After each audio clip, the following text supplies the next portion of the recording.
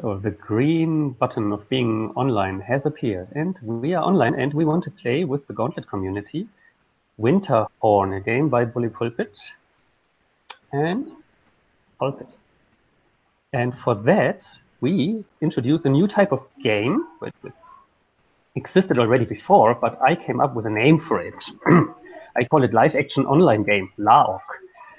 Because Winterhorn is actually a live-action role-playing game, but we play it online. And so we transfer everything into the online world. And instead of having a meeting in a room with a cardboard, we have Google Drawings, and we have home office today. So our generous Ministry of State and the People's Police are so nice and allow us today to do a day of home office. And so we meet online again when we start playing. To be 100% in character. I want to try this with you, but we begin with a guideline through the game. So first of all, playing online, and we don't have an opportunity like in real life game to whisper each other stuff in our ears, to sit at the table and to look just at each other and giving us secret messages or something like this. But our online agents can do that. And in Google Hangouts, you can send messages to others by typing /2 and then the username, and then writing the message, and it goes just to the other player. We can also establish private chat rooms for people if you want to secretly communicate. That said, this game is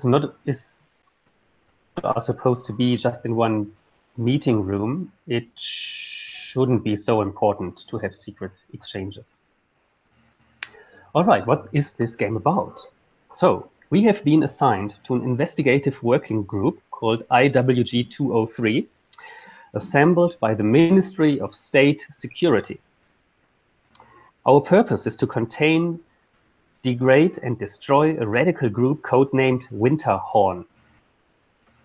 We will decide on a course of action collectively and bring the state's many resources to bear in the most covert way possible. The state must not be implicated in our operations. Our goal is to get the members of Winterhorn to turn on and destroy each other. All of our programs hinge on our ability to understand Winterhorn's members, learn their motivations and secrets, and use this information to create fear and paranoia. If we fail, and now the important part comes, our careers are in jeopardy.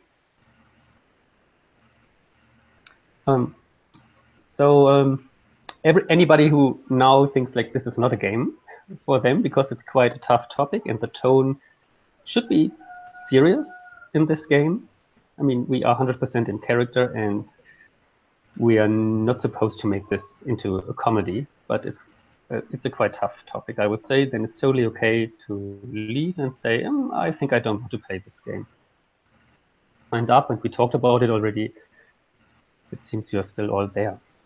I will now guide you through the online material I have with you with all kinds of documents. It looks like quite a lot, and we actually also need to use them all. It would be handouts, so would be printed out, and they are in-game documents. So these documents we will when we go into the game. Procedures document is like our official statement. It's an in-game document, but it's what our working group is supposed to do. It's a little bit longer than the introduction I was just reading, but it contains more or less the same content. Is the informer. This is counterintelligence. So Winterhorn has also published a document where they talk about the departments we are coming from. So we all our agents we are playing come from different departments, from the police, People's Police, or the Ministry of State. And they have their intrigues and issues with each other that will also support our character generation. Then we have an intelligence report about Winterhorn and the members of Winterhorn. Round in the game, we will closely study this document and then talk about it, but all in character. And there we learn about the group and what they are up to, and then have to make a decision how to fight them. The cardboard is a very important document, and one player is also responsible for managing the cardboard a little bit, but please, everybody contribute to it.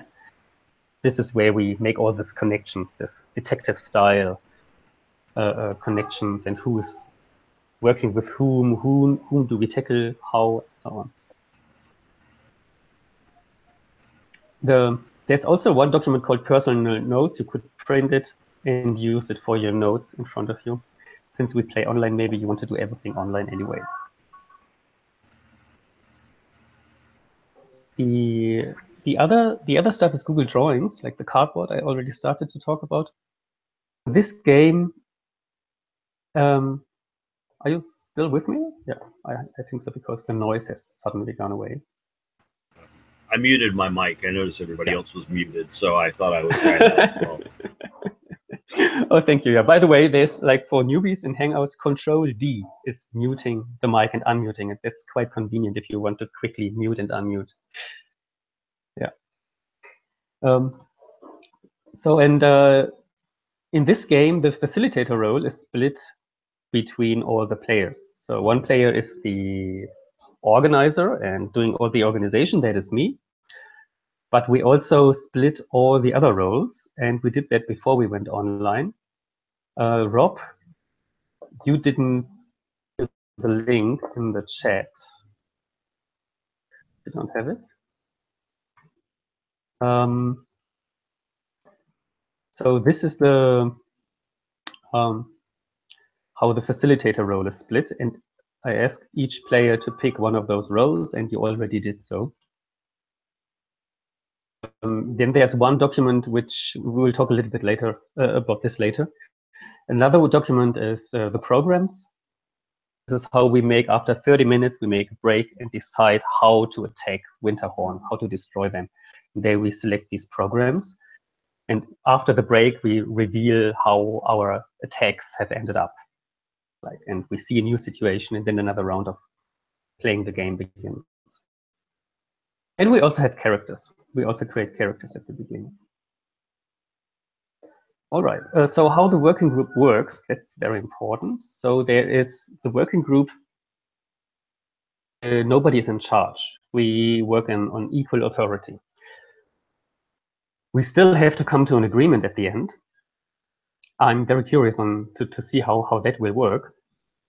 But we don't have our bosses with us. Everybody is a delegate from one department and represents that whole department equal level. So our task is largely analytical, and we have whole teams working on the ground.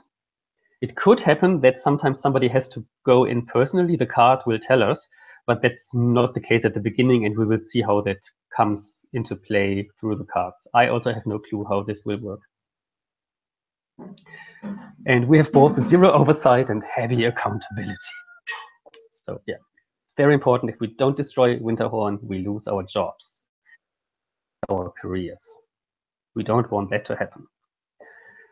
So as I already said several times, the game is split in 3 parts, and every part is 30 minutes long. And between the 30 minutes parts, we make these decisions about which programs we choose, how to attack Winterhorn. And then we have a 5-minute break where we also can leave character and do something else, do clarifying stuff if necessary.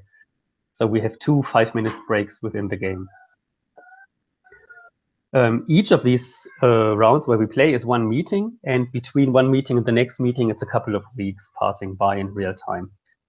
So our groups doing surveillance or whatever have time to gather information for us and so on.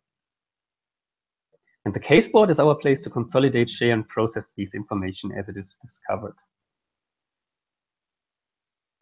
One of us will be required to make the call to superiors. Then we simply listen to that person. Being on the phone, get your phone out of your pocket and pretend to talk with somebody on the other end of the line. That's how that works. As already asked, this is a game about suppression of dissent, surveillance, violence, and abuse of power. So it's totally okay not to want to play this game and leaving now. The games can still continue. Nobody leaves the rest behind if they go. If you have technical issues, like not having accessibility to these documents, or like me, that your computer is not responsive. I told you no, now you know. Anybody else? Any technical issues? Yeah. Otherwise, we can accommodate. A little bit sluggish on my end. Yeah. So, yeah, my connection is limited because it's Guatemala, and so yeah, I hope it will work. And if I'm gone for a couple of minutes, please simply continue play. It's just a short power outage. That's okay, Agent Garrett. We understand that you're working in the field.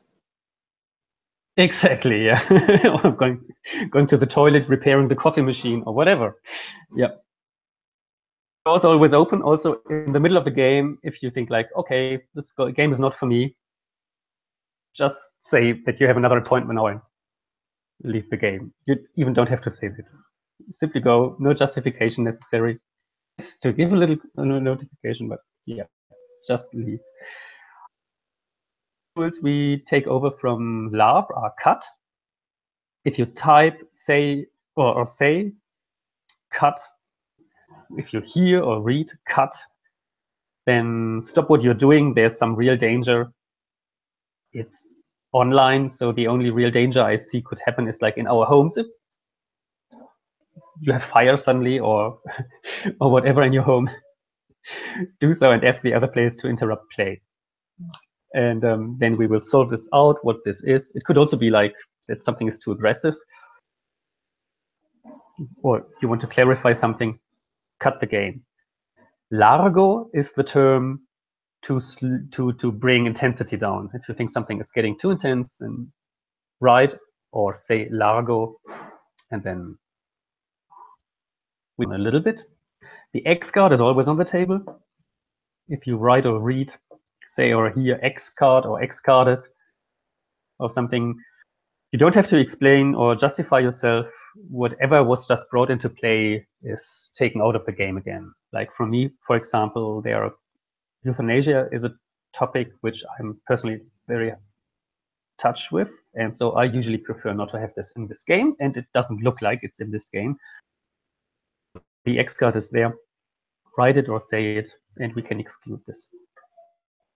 Hey, that's all what has to be done before. Now we choose roles. The roles for facilitating the game.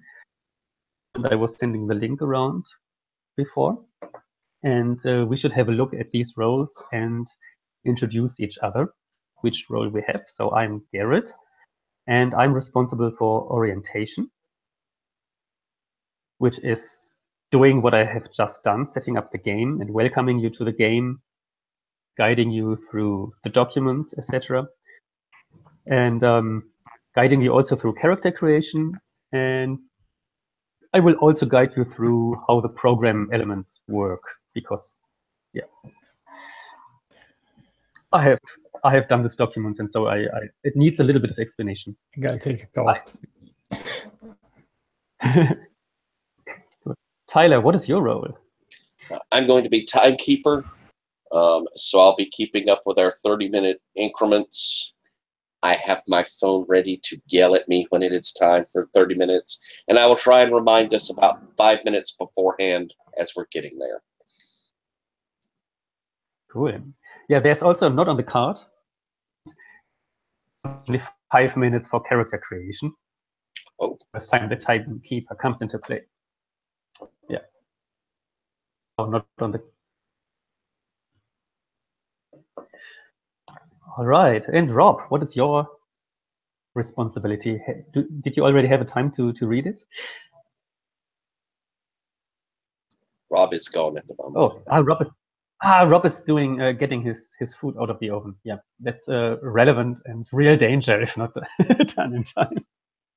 Then let's continue with David. I am responsible for dynamics, which means I will keep an eye on pacing and player involvement, check in with people as a friend and a fellow player, make sure everyone gets a chance to weigh in on the decisions and that the conversation is not dominated by a few strong personalities. This is a good one for me because I do sometimes tend to dominate the conversation. So If I have to pay attention to it, then that's probably a good thing. And make sure that decisions are made on time and the game flows to a natural conclusion. Thank you very much. Patrick, what are you doing? So I'm in charge of paperwork. So I'm responsible for keeping the reports and other paperwork organized. And when the time comes up every 30 minutes, I'll read the chosen program cards out loud and I assume their results. And at the end, I'll assemble the final reports and read that out. Oh, I'm very much looking forward to hear your voice on the final report. Gruesome. Lauren, what are you doing? Yeah, I'm doing debrief. I'm responsible for facilitating the debrief. I'll follow the checklist on the back of the card and make sure everyone who wishes to participate gets the chance to listen and be heard. I'll make sure everyone is feeling all right after the game ends. The game might be very detached and clinical, but it might also be very intense. And you won't know anyone's experience until you talk about it. And I like to talk a lot, so that makes a lot of sense for me. Yes. And there is, like in this Word document, at the very bottom, you find an updated debrief list, which is 90% what has been in the game, but it's a little bit updated, the online gaming. Yeah, I liked the addition of like turn off the mic and turn off your video and step back and stuff to de-roll. Yeah. Well. Right. Then forward to the most exciting part of the preparation, which is character creation. Put the link into the Hangout, or you find it in the folder. Only document I haven't opened yet. Feel free.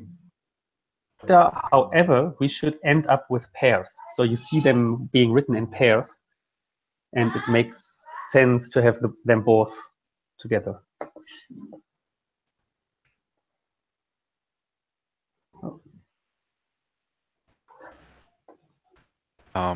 I liked Brow Ball, the first one, reading from.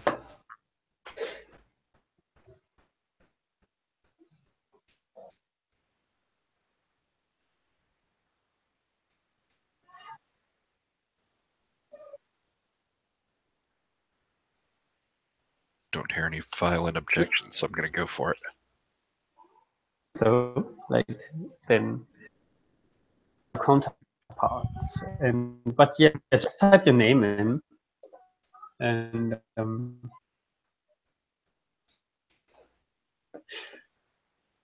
a bit slow right now because I still need to load the document.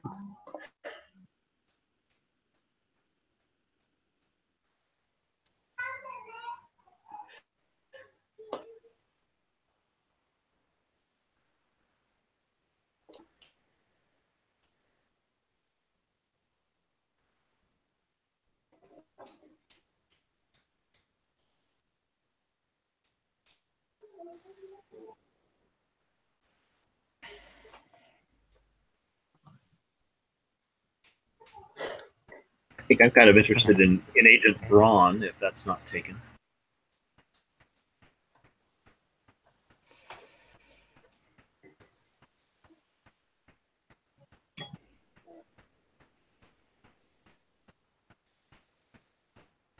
Sounds good. I kind of like Curzon. That'll be interesting to play someone kind of violent originally. Cool.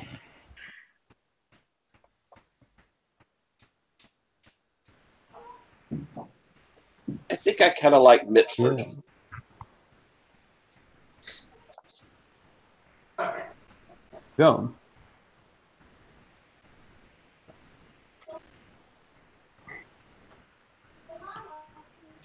I'm sorry, I was on a different page. Who was it that said they liked Mitford? The Noe from... Okay.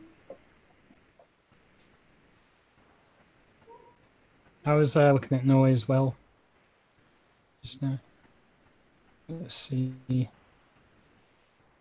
Either no or Hitachi.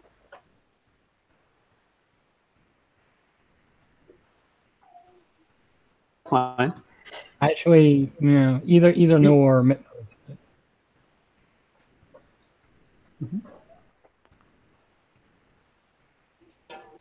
I grabbed Mitford, but I can certainly change. First. No big deal. Just type it in.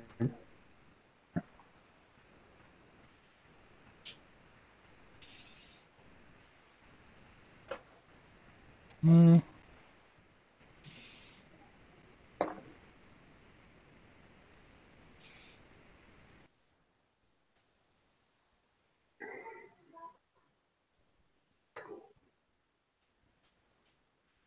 So then I can't see that right now because my document is not responsive. Your names already?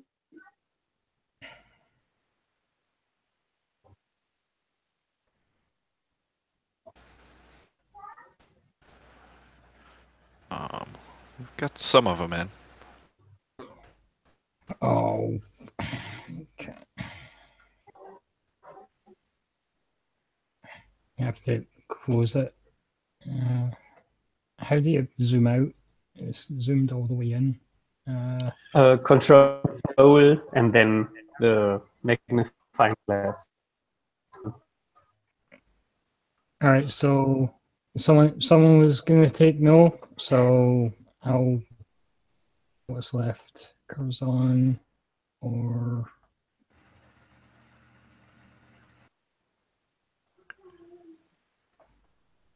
Lawrence. I think Lorenz and Kazan look good, so if Rob's got a particular leaning toward one or the other, I'm happy.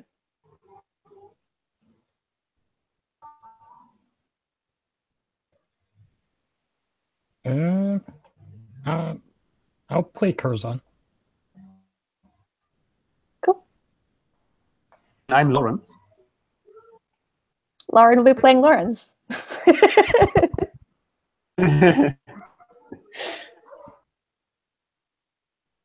No way.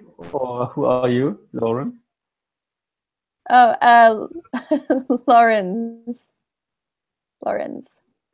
Okay, Lauren is Lawrence. There'll be no bleed Then I'm whatsoever. No way.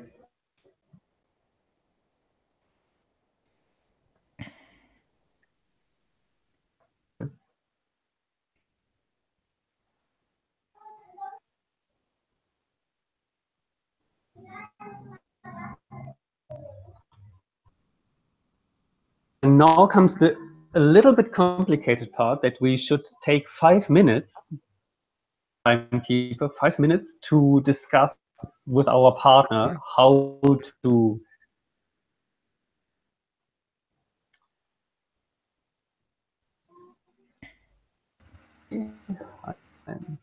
You cut out there, Garrett. Yeah, we I lost you a it little bit, Garrett. Yeah. Yeah, and actually it's my computer and it wants to be restarted. But if I restart, I'm afraid I lose the Hangout. So I won't restart. I hope it goes better without a video. Sounds a lot better. All right. So the 3 pairs we have now should have a discussion vis-a-vis. So Tyler can stop 5 minutes, and we have 5 minutes to establish a little bit more about our characters, get to know them a little bit. Can we, before we do that, can we confirm real quick the doing the private messages in Hangouts? Are the brackets part of what you need to type? Oh, that's no. It's the brackets are not, but I don't know how to type a name. So is this David?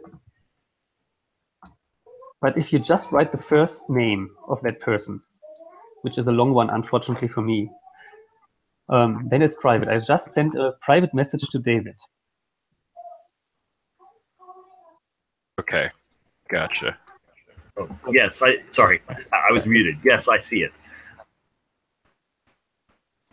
So you write, if you want to write to me, you write to beta function and then the message. Yeah. And I put a quotation mark in front so you can see what I wrote, otherwise you wouldn't.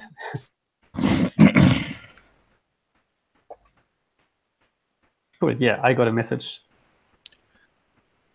Yeah, first you write /2 and then the name of the partner.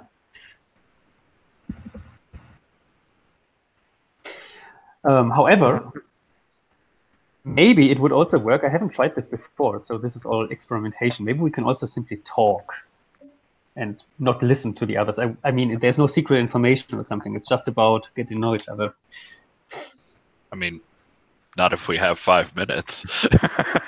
No. Are we doing Yeah. 5 minutes per, or I mean, is it per group we're doing 5 minutes, or is it all of us together have 5 minutes? Yeah, usually we would now spread out into the room and always two people standing together and talking about their characters. So it happens simultaneously. Now we only have one room and shouting at each other. If I start talking with Lauren now, you would all have to listen. So, Patrick, I got your test message, so...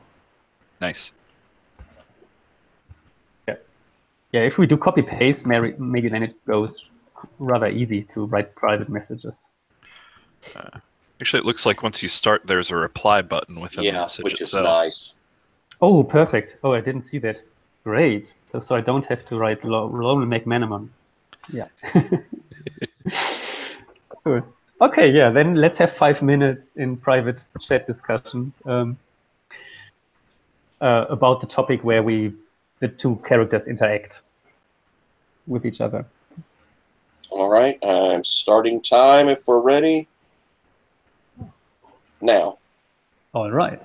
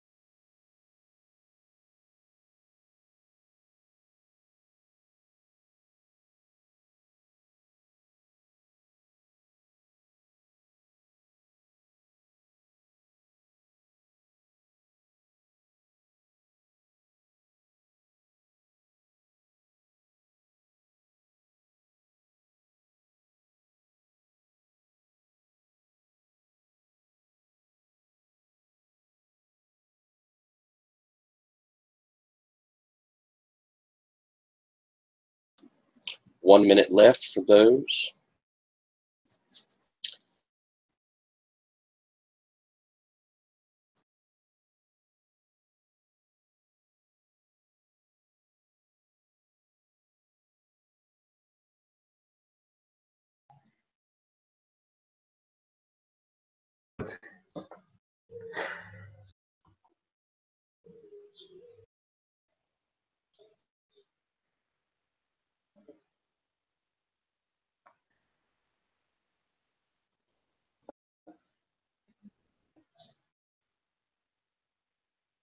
Update your lower third now if you haven't done so already.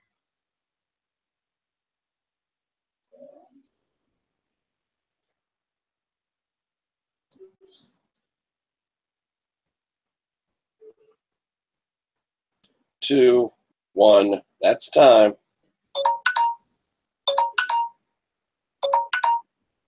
Oh,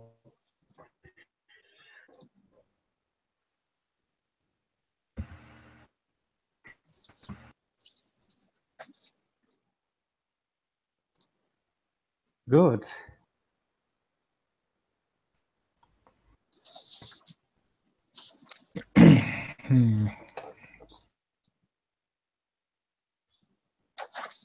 One player and the character role, the flow of play and the game safety tools.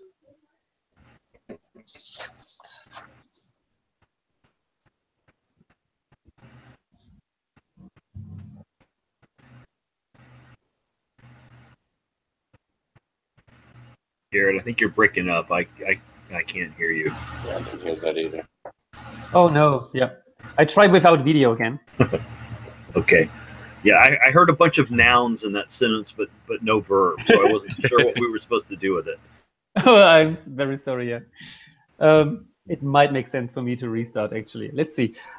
Maybe in the break. So now everyone has both a player and a character role and understands both the flow of play and the game safety tools. Is that correct? Yes. Mm-hmm. Yep. Good. That means we are almost ready to begin. The game will, from now on, take about 2 hours. That means we're just in time. Does anyone have any questions or concerns? Yes. What are we doing? Yes. So what we will do now is a short break. So we come back at, let's say 55. Does that sound good? And we put our cameras off and mute our mics. We leave the room we are currently in, even if we don't need to take a break.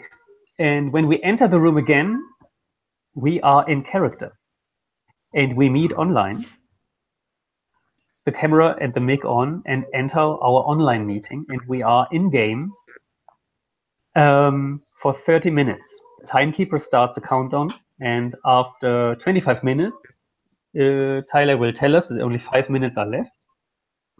And in this time, we start looking through the documents, introduce each other, get to know each other, and have our first meeting as the working group IWG 203.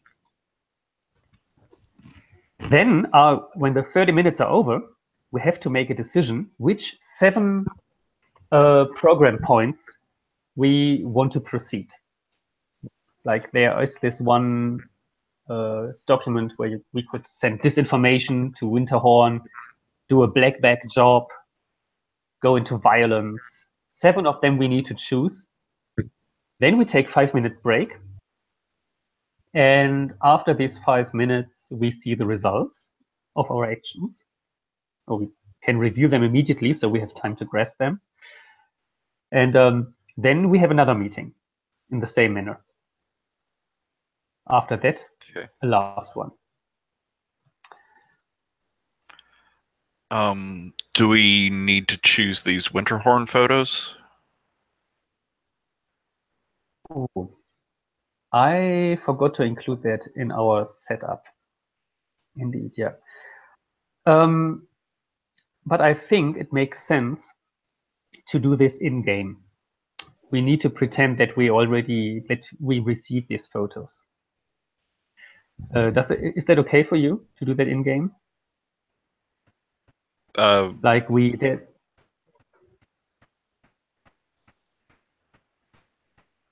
Go ahead. I'm sorry. What was that? So what we would do is there's one document where we learn about Winterhorn. We read this document together, where we learn about each agent. And then we choose a photo for that agent, how they look like. That was my understanding is how it worked.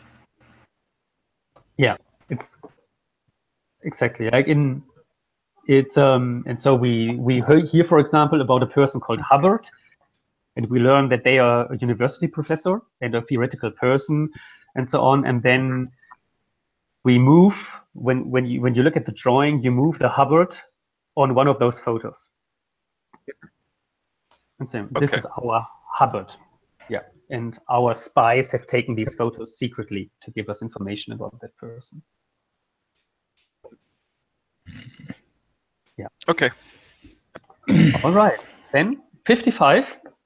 So come back in character. And then I'm Noe.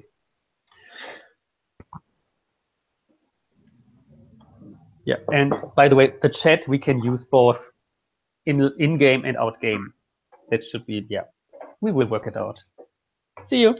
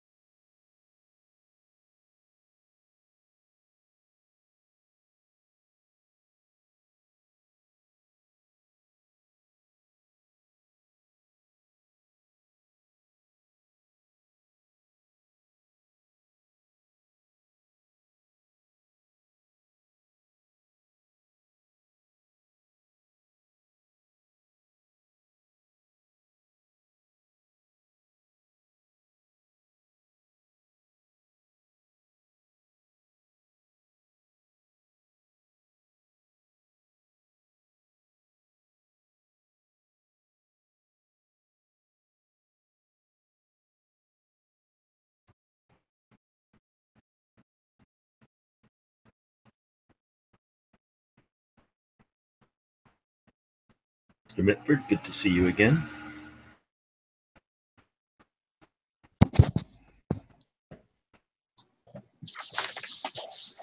Yo. Yeah, excellent. Excellent to see you again as well, bro. It's been a while. Yes. How are things in your section? Well, busy. Always busy. There's always something I find keeping me active, you know, for the betterment. The state has demands that need to be met. Exactly. Sorry. So many demands. Sorry to interrupt. I notice Noe hasn't entered the call. Are they up doing something else? Are they late? Does anyone have an ETA on Noe? Is him now? Speak of the devil. Punctual as always.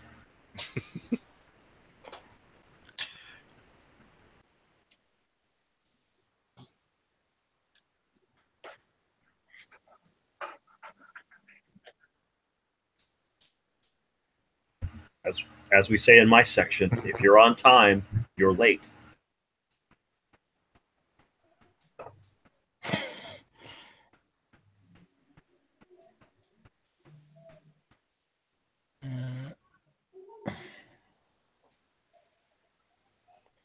Whose idea was it to do this tech bullshit?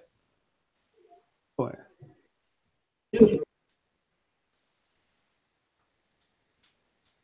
It's No, the way eh? of the Who's future. there? Anybody already here? See, that's what I'm talking about. Yeah, we're just waiting for you, Noe. I don't know what you're up to, but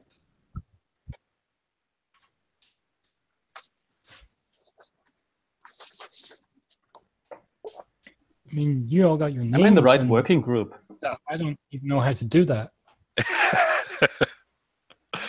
There's a hangout toolbox on the, if you mouse over towards the left.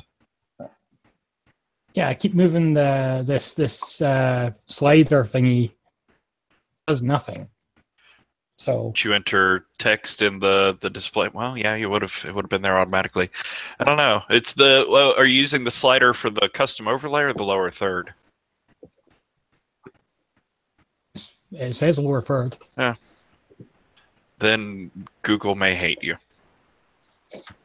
Technology is going to be the future. Soon all of our meetings will be like this. It's going to be fantastic. So all of our Okay. meetings will be late, interrupted, and hard to hear. Exactly. It's going to be efficient. Who's talking? Is it Mitford? Yes, sir. That's good. I'm Noe from Internal Affairs. Internal Affairs. Nice to meet you. Is it? Usually people say the opposite. I'm sure you're great. Well, in this group, I'm just among you. I mean, we all work together here. So again, like Noe, People's Police, Internal Affairs. With some of you, I already had the opportunity to get to know each other, but I don't know each of you, all of you. Who else is here? I'm Raubel. I'm in domestic surveillance, obviously, ministry. I mean, well, I know most of you already, but I've been doing this, well, since they built the building, mostly. It's just more people inside our country that we're going to ruin and take down because they said the wrong things to the wrong people, and I don't understand why people can't learn. Well, we have home office now. I mean, this building is cold. Is anybody at work at the moment? No one's been in this building for at least a year. Well, wherever I am is work. Always on the job, sir. No liberty to say. I think it's on a need-to-know basis, and you don't need to know. Well said, Lawrence. Well said. Next. You're Brown. I think we haven't met yet. Yes, no, I am Braun, Ministry of State Security. Ah. I have heard of you, sir. It's a pleasure to work with you. Shall we get started? Speaking of work. Oh, that's a good idea. Does anybody have a printout for the working group procedures with them? Yes. Procedures. I have mine right here. That's good. Alright, so we're missing Petachi and Hirang. That means there's only two people from People's Police here, and 4 from the Ministry of State Security. Interesting. I wouldn't expect Petachi here anytime soon.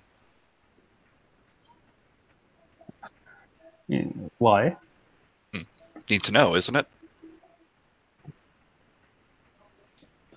We are all good people. Everybody has done great work in the past. Okay, but sorry, Brown, I interrupted you. Would you mind, like, going through the procedures, the notes on how working groups operate for us? Certainly. Notes on how working groups operate. An investigative working group consists of a multi-departmental team brought together for a specific time-limited purpose. They are formed to gather operational domestic intelligence and guide subsequent action framed by that intelligence. IWG teams are loosely administered by the Office of Domestic Surveillance and Department 2, but are empowered to call on resources from any relevant branch of Ministry of State Security or the People's Police. And I will note a small typo in empowered, but we'll continue on. Serving in an IWG is a great honor and a great responsibility. I certainly feel honored. I hope you do as well. Due to the interdepartmental and even interagency nature of IWG teams, members should note that no hierarchy exists among members. Each has valuable input and is one of many voices in shaping operational, well, seems someone lost their train of thought here. Working groups are analytical in nature. Their task is to structure operations, but not directly execute them. An IWG might decide, for example, to recruit an informant, and this note shall be duly passed along. But street-level agents will identify the most likely informant, not the working group. It is possible that IWG team members might run an informant once they have been recruited, or, in another example, coordinate with People's Police performing street-level operations. But the expectation should always be one of analysis, with occasional exceptions, not active participation. Is there a question so far? No? Shall I continue? Working groups are closely monitored by Office of Domestic Surveillance, Department 2, and the many departments who have loaned agents and officers. Participating in a failed working group is widely considered a career-ending event. We should all keep that in mind. Department 2, that's you, Robot, right? Does appear to be me. Who knew that I had such powers in my life? It's sort of thrilling. Yeah, that's good. So I think the next step would be to have a look at the suspects, right? Let's have a look together at the intelligence report, right? Mm-hmm. And have a look at our little kitties out there. Winterhorn, that seems to be today's big issue. Yeah. Does everybody have the intelligence report with them? Yeah, I've got it right here. Okay. Yep. Curson, can you take a look at it? Start telling us about the first suspect, or the beginning of the first 2 paragraphs, maybe. All right. So, notes on the Winterhorn members' assets and activities.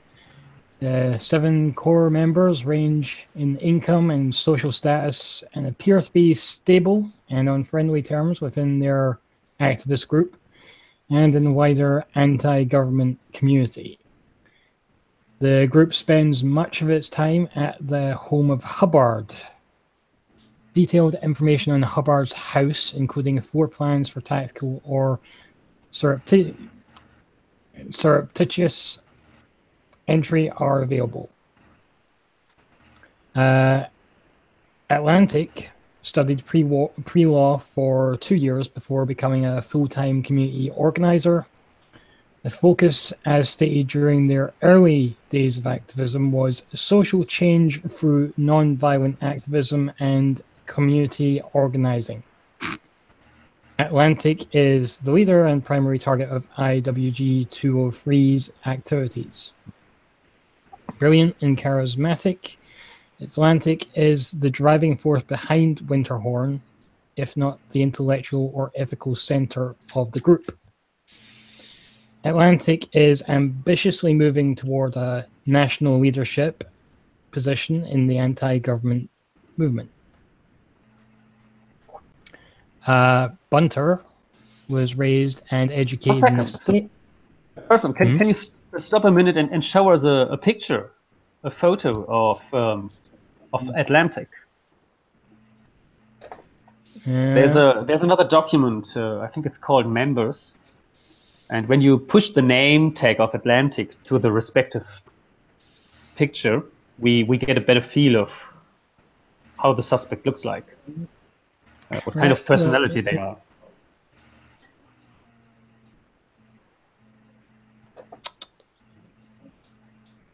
I've just got a bunch of cards with white on them, and Oh, it probably takes a minute to load. We're working on that. All of this should be online much quicker very soon. There are plenty of the best minds working on it. Midford, yes, yeah. I mean, it seems like you have, Kirsten, you have quite a lot of technical issues. You should start talking with your IT department. Sir, I am the IT department. For the whole ministry. Right, I got it.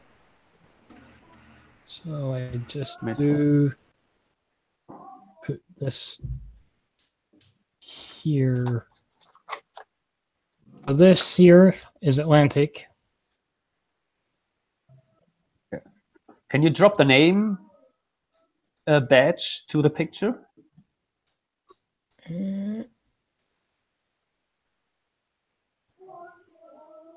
I can also do that for you. I can handle that. I think.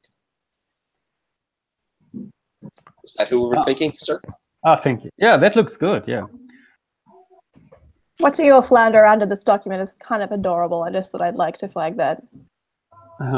Hey, some bright person decided I should be the one to manage this thing, so... Excuse me, but is it this young woman who looks like a violent demonstrator, or is it the suspicious guy without a tie?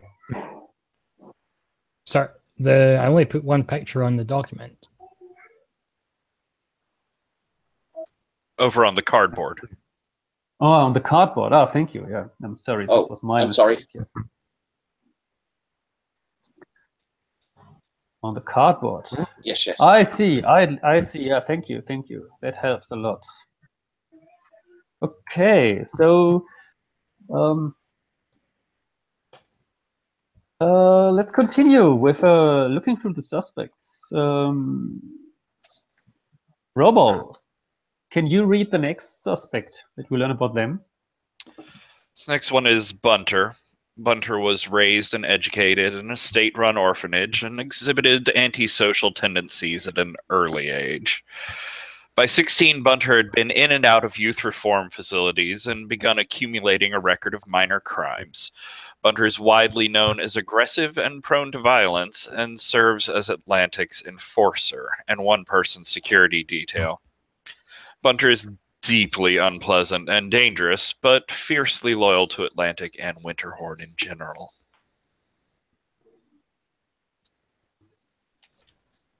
Sounds good.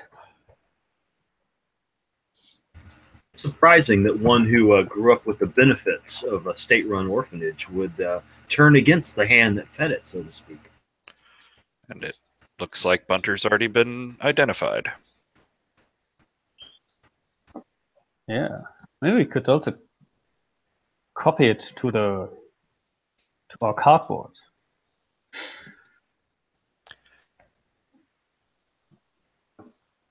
All right. Oh, Lawrence, what about you reading about the next suspect?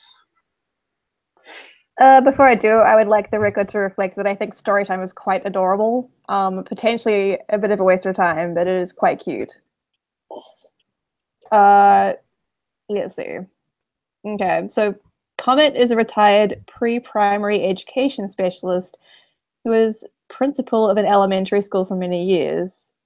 With a rich social life and extended family, Comet lost their spouse to an accident and gravitated away from normal retirement activities and toward anti-government groups a decade ago, becoming an outspoken critic and public protester related to social issues, particularly for those involving children. Comet is the group's moral center. Comet has a son in the Department of Transit and Border Security within the Ministry of Interior, whose position has been jeopardized by their parents' indiscretions. And I guess you want me to put a picture to their name and like we've been doing? Okay. Such a pity, isn't it? I mean, I feel really bad for the parents.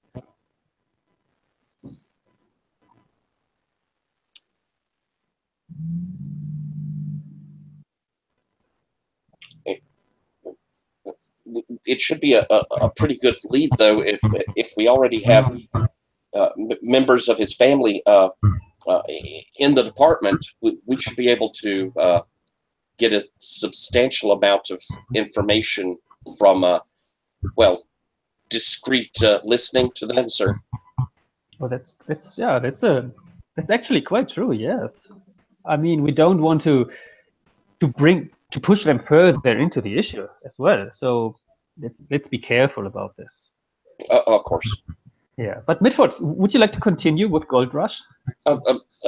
Sure. Gold Rush was a bus driver who was retired early after an accident with a medical disability and governmental stipend. Records indicate a below-average intelligence. There's nothing in Gold Rush's history to point towards radicalization, but they joined Winterhorn's community organizing efforts and have been a steady worker for the cause. Gold Rush is a key actor in Winterhorn's program to support striking workers for providing food and warm clothing. By providing food and warm clothing, sorry. How honorable. It's a shame when dumb people are taken into trouble. All right, yeah. Let's have a look at the photo, and I continue with Hubbard. Hubbard is a college professor and intellectual who secretly started Winterhorn 5 years ago. So there we have the mastermind behind everything. Under Hubbard's leadership, the group was a salon for academics and theorists.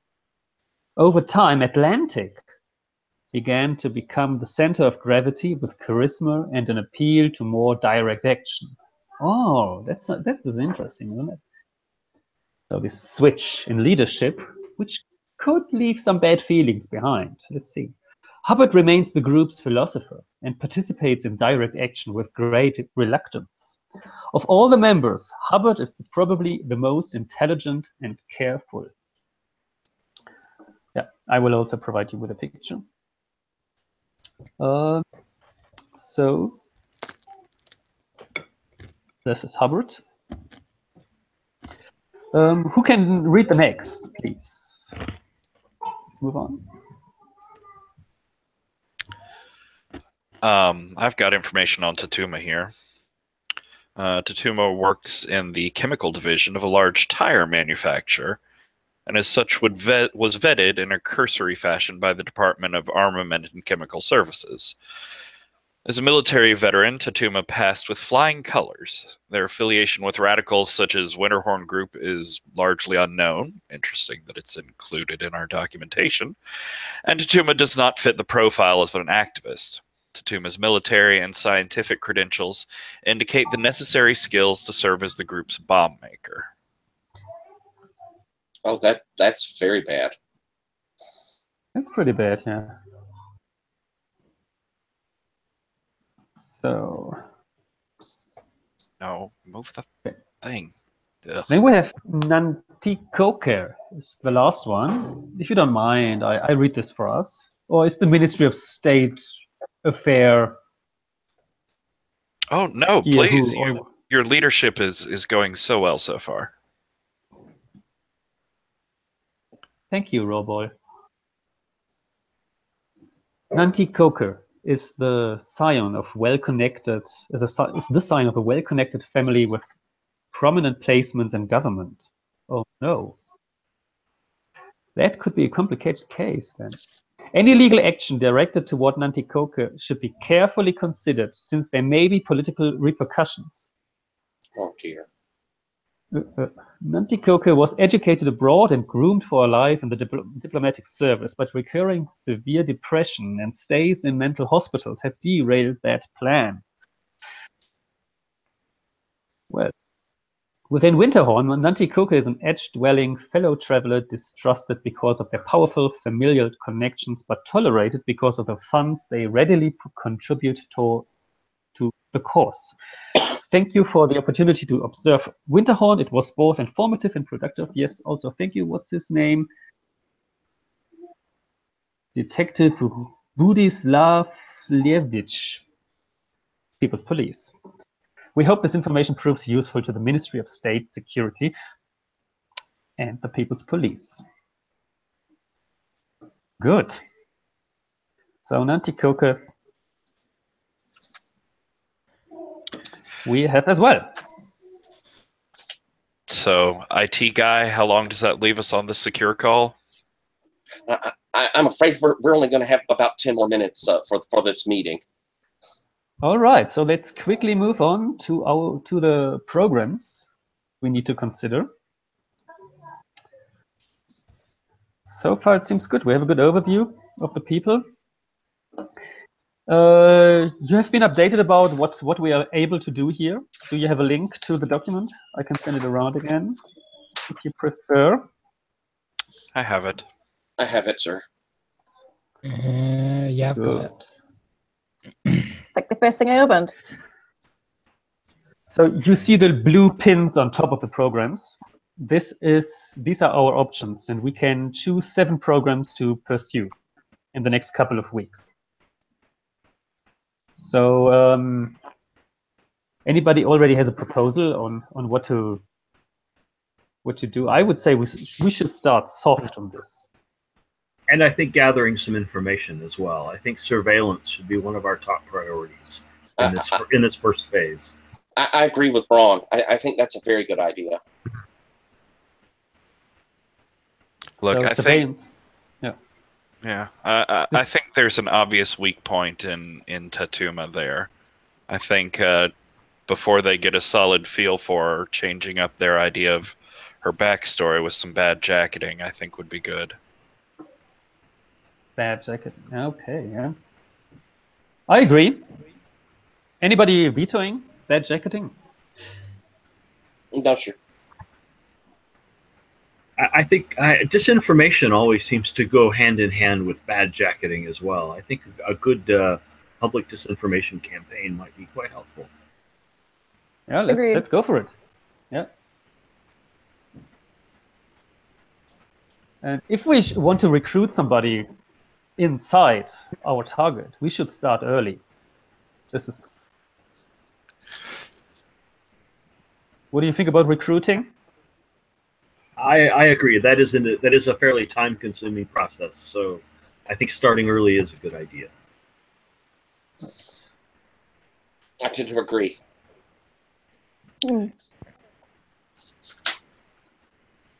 Okay.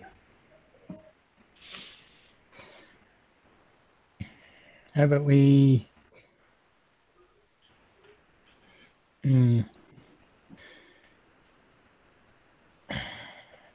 I mean, we could break in and see if we can get any dirt and some of these guys. Really, you want to move straight into physical action?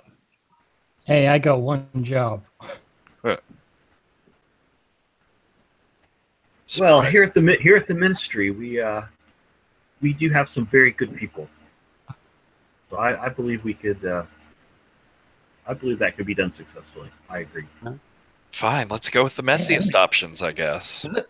It's not like I said we break some heads or anything. Well, definitely start soft. I think that's. I agree. I appreciate the enthusiasm, but would be a shame if we blew our load too quickly and then didn't have any evidence to back up these accusations that we're trying to make. I agree with Lawrence. We don't even know how dangerous this group is. I mean, they have one person being ready to plant bombs, but would they actually do? Is there a majority in the group doing this? Well, obviously, no one knows what they're going after. Look at the departments that are here. Economy? What is economy even doing here? Who's from economy? Well, I'm from economy, but Oh, of course I'm here. have you moved? Oh, I didn't know. Interesting. Yeah. And religious cultural affairs? None of this tracks exactly. I don't think anyone knows what's going on. Well, back to information gathering. I think intercepting their electronic communication would be a good tactic as well. What does Doesn't- AT we say take about support- this? Yeah. Tech support agree with that. Yes, absolutely. We have excellent capabilities there, sir. Well, if you can guarantee that.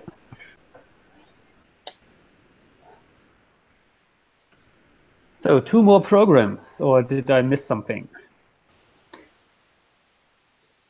That It is correct. It is worth noting that that our designated time for this meeting is well, we only have about 5 minutes, sir. Good to know. What about infiltrating? Like the People's Police have perfectly trained people to do this. We have somebody And called I believe- Mandarin. I do believe that goes well with recruitment as well. They are both long-term programs, so getting them started is a good idea. Yeah. Interesting, Anybody- Noise. You feel like you have someone that's completely trustworthy. And can you really trust Well, anyone in this kind of situation? The People's Police are, of course, very trustworthy, sir. Well, the People Police has surveyed their own people as well. I mean, we have gathered a lot of information, and Mandarin can be trusted. Well, Curzon, do you still feel like sending people to break in? Well, we need somebody to look in the inside, whether that's by infiltration or breaking in. We can go the subtle way to start off with. Perhaps a front group might be another soft option. I would also be a fan of Front Group, I have to say. This summer ball sounds doable. It's a little investment, but it could work.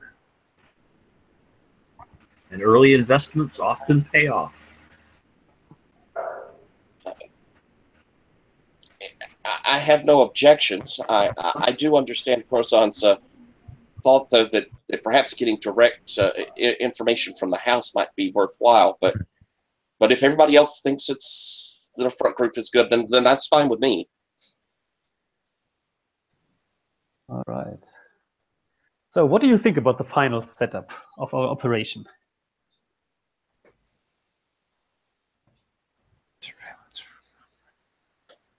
To me, it's a rather soft approach. Looks like a solid exploratory front. I think it would be unwise to act too hastily without a good information base, and I think this gives us a good opportunity. Yeah, like manipulation, intimidation, vandalism, everything what we left out is only about there to radicalize people in the group. So I think this upper triangle gives us a good start into seeing how Winterhorn actually operates.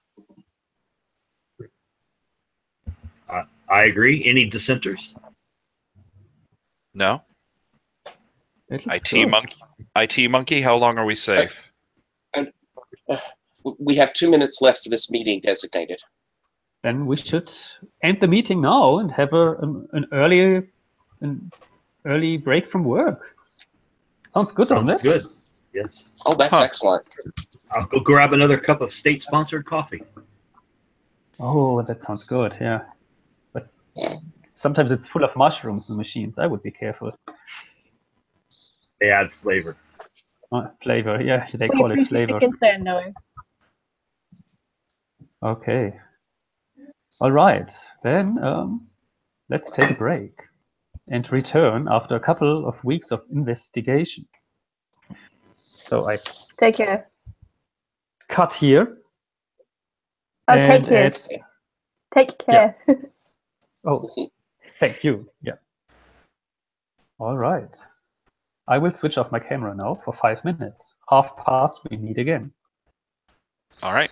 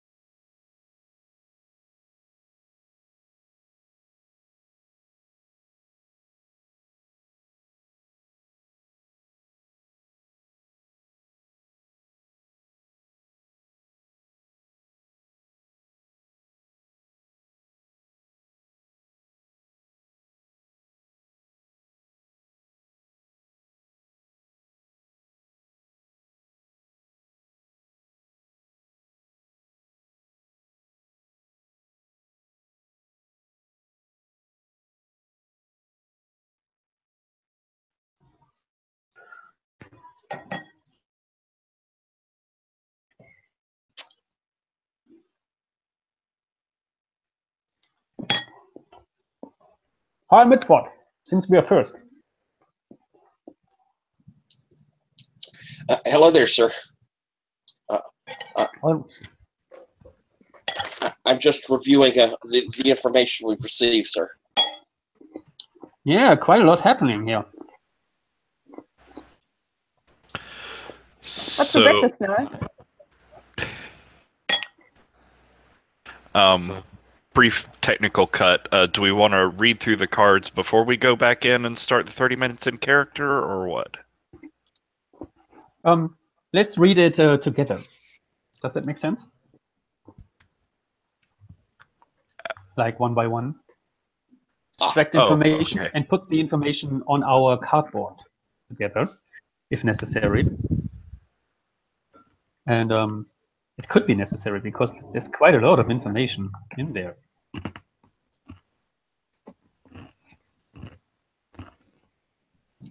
That certainly seems fine, sir. So, all right, good to see you again. Let's keep this short, all right? Hello, everyone. Hang on. As a cut, real quick. Do you want me to start time now or after we read them? Right now. Right now. Starting. Yeah. Thank you. All right. Let's go through the report together. We also received a document from Winterhorn called The Informer. Yes. If you want to have a look, it's quite funny what they have to say about our departments. And they have some interesting ideas about how this whole government works. Yeah. Let's hope our surveillance mechanisms are better than theirs. Yeah. I'm sure they are, sir. The people at police do not like the Ministry of State Security. Well, I hope this isn't the case. I feel like I would know about it if it were.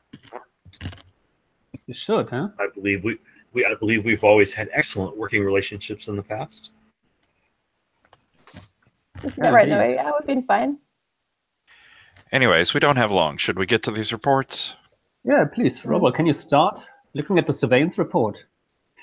Of course. So, what was our surveillance on? Just them in general. The group plans protests over the environmental degradation of the Colson Sands National Refuge. Comet overheard praising Atlantic and current agenda. Comet appears to be true believer, sincerely devoted not only to Winterhorn's objectives, but also to Atlantic personally. Don't understand the pull this guy has on people. Hubbard overheard on complaining to Nanticoke and to Gold Rush that Atlantic is a poor leader and is taking the movement in a dangerous direction. Hubbard apparently resents Atlantic and announced intention to move back into leadership role if or when Atlantic goes national with the movement. Don't know how he expects to move in after Atlantic's already taken it national. Which Hubbard thinks is likely. Tatuma observed consuming illegal drugs. So, one of us now has to go into the field and temporarily supervise the large surveillance team that we've left sprawled all over these people. Oh. Indeed, yeah. So first of all, like, can you all help putting this information to the cardboard if where necessary, that we get a better feel of our suspects? Yeah, like there's a text field which you could copy, and then it should help us. But so what? Oh, we learned quite a lot. Comet seems to be a true believer. Yeah, Comet's truly won over. And Hubbard feels comfortable enough with Nanticoke and Gold Rush to talk about, well, mutinous ideas. This idea of them going national, that's it's clear they have an agenda that's going to continue to be growing, sir. Yeah. Let's see. Okay. If you don't mind, I read the front group result, but what Summerball has been up to. So thanks to the hard work of Agent Braun's friends in Department 20, thank you, Agent Braun. Certainly. Summerball is up and running. Maybe it's also better if you provide this information to us, if it was your team. Very well. Thanks to the hard work of my friends in Department 20, we have Summerball up and running, and we're slowly attracting new members. We've had about a 10% growth in the last several weeks. It's more moderate stance is appealing to activists who are less committed to direct action. We thought this was great because it pulls them in and keeps them busy without them actually really doing much. We project a thriving organization which will rival Winterhorn within a year. First organized action, testing bias in hiring and work at government-run factories. A front for pro-trade union activities. Hubbard and Tatuma both visited Summerball on friendly terms, but clearly Tatuma was gathering information to report back to Atlantic. That is all of it.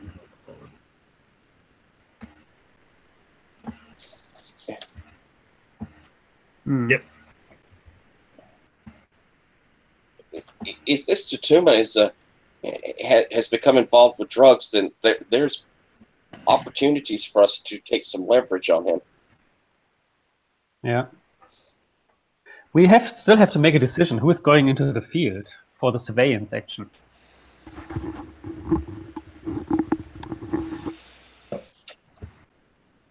I'm not very comfortable in the field, sir.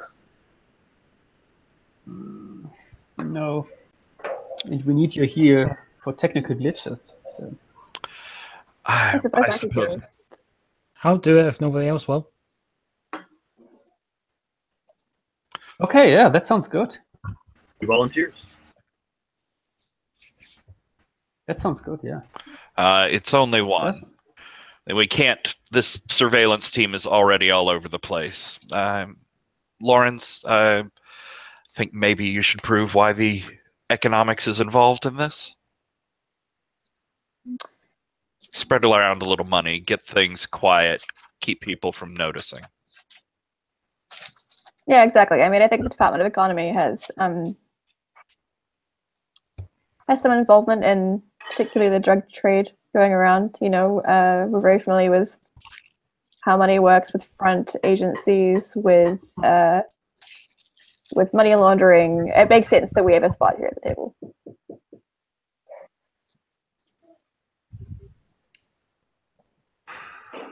Okay.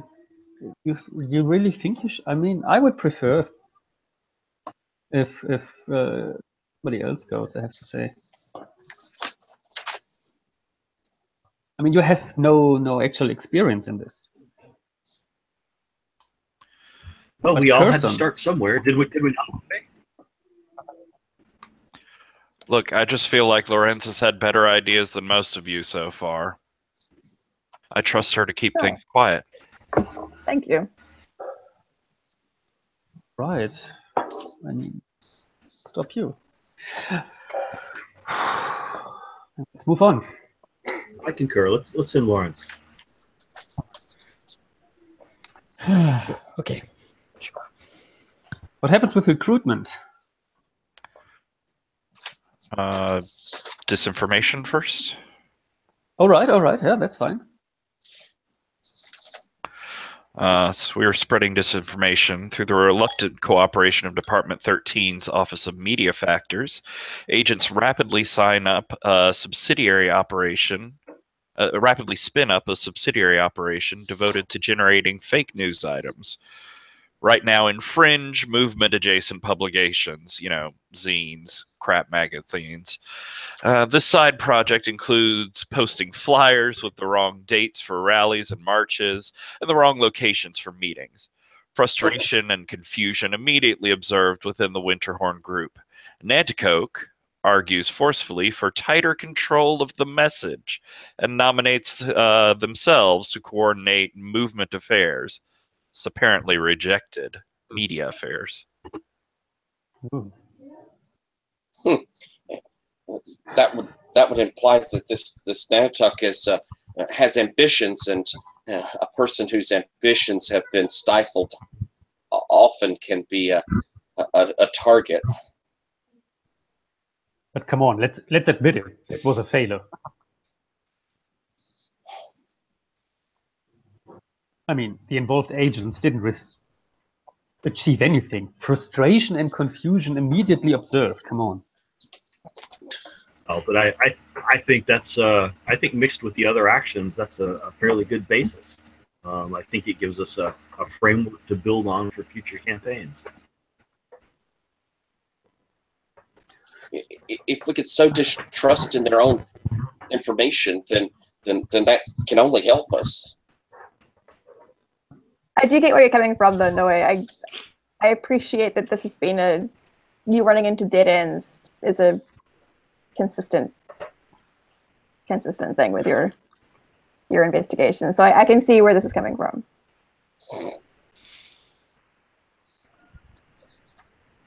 I mean, we all do our job and we do our best, but we have to admit that sometimes things are not as effective as a tool, not for the person behind it. Nobody should take this personally. Well, no, but we have a lot of projects to get through. I mean, Noe, let's be clear. You're used to investigating professionals, people who bring a professional sense of responsibility to their jobs. These are amateurs, and they respond well to disinformation and internal dissent, whereas professionals like ourselves would not.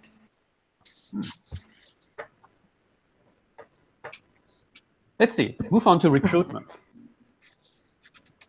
Who can report about recruitment to us?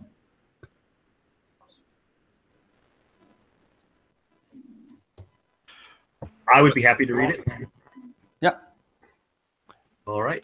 Recruitment. Gold Rush remains an activist on the periphery of the Winterhorn group. Trusted, but not completely accepted.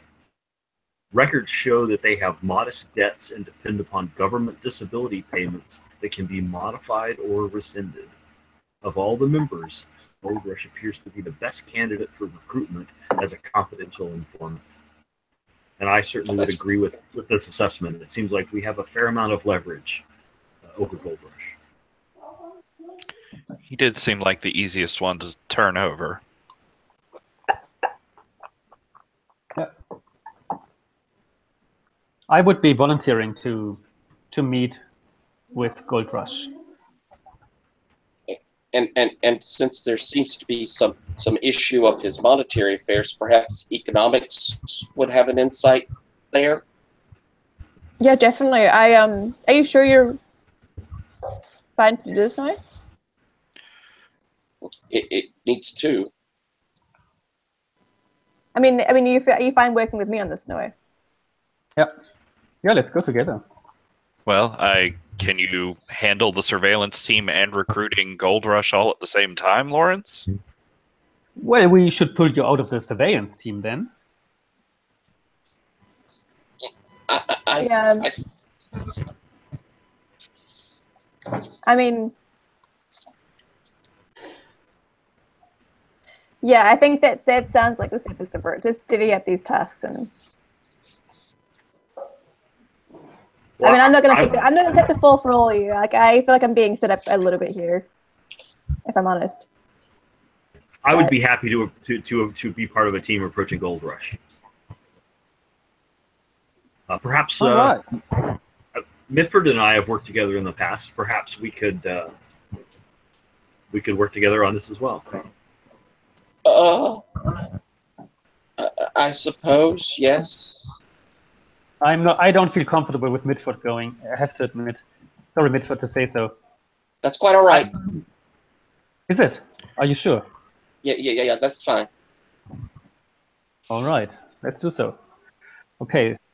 Well, how about Noe and I then do this. And I'll step down from surveillance. Someone else can surveil.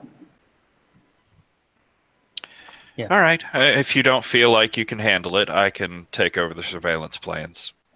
It's not that I just feel like I'm being really set up to take the fall here if this goes wrong. I mean, I know it's not going to go wrong, but I'd prefer if I wasn't the scapegoat in this situation.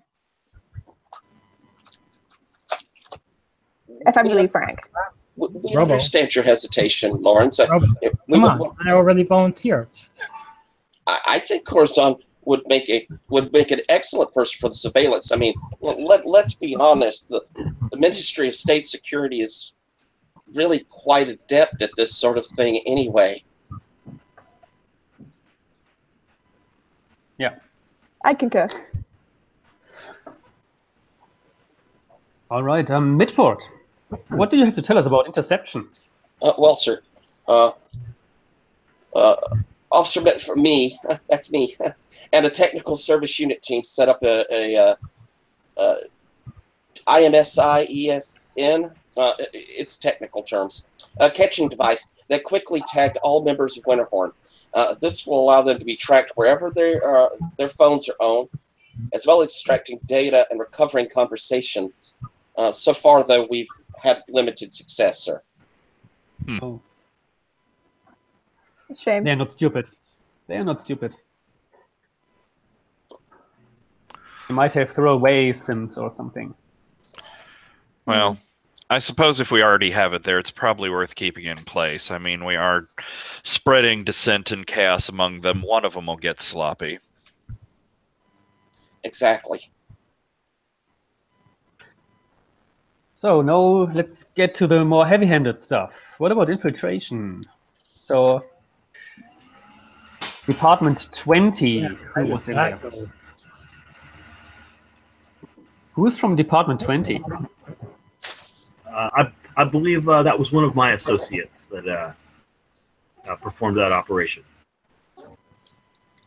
All right. So, would you like me to read the results? Yeah, please do so.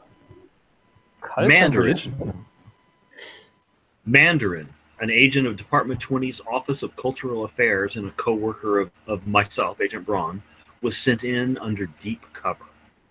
Decide which two of you are going to serve as Mandarin's liaison officers. Of course, I already liaise with Mandarin, so this seems natural that something I should take as well.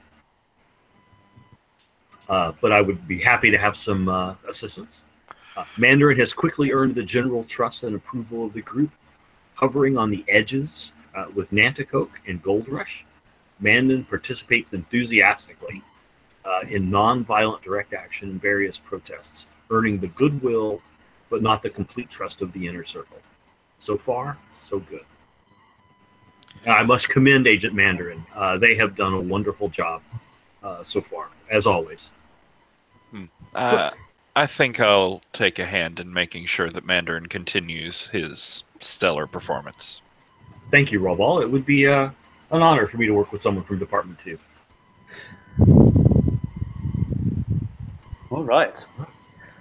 I'm tackling the last one, the bad jacketing. Decide which two of you are going to spearhead efforts to bad jacket Winterhorn members, coordinating with specialists from Ministry of State Security Department 12. Archives and Records, Central Processing Division, you create some anonymous sources that obliquely refer to Bunter's time in various youth reform facilities and jail, as well spent being groomed for service as a confidential informant for the Ministry of State Security. You sent a grainy photocopy of CI agreement signed by Bunter to Atlantic. Atlantic seemed uncertain, but did not bring it up with Bunter, which is a good sign. Sounds good, doesn't it? I was among them, among the two. Who was with me? That leaves you with IT Monkey. I certainly would have cooperated as best I can. Good. Thank you. So, what do we think? What do we continue? How do we proceed? What is your feeling? I have the feeling that we didn't make much progress. Yeah. Are there any new options open to us, or is it the same old operations?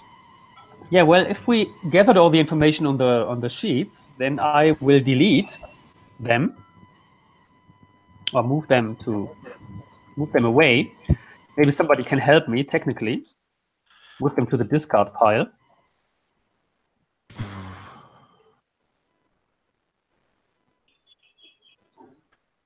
And then we get new. All right. Do we / are we going to remember all these?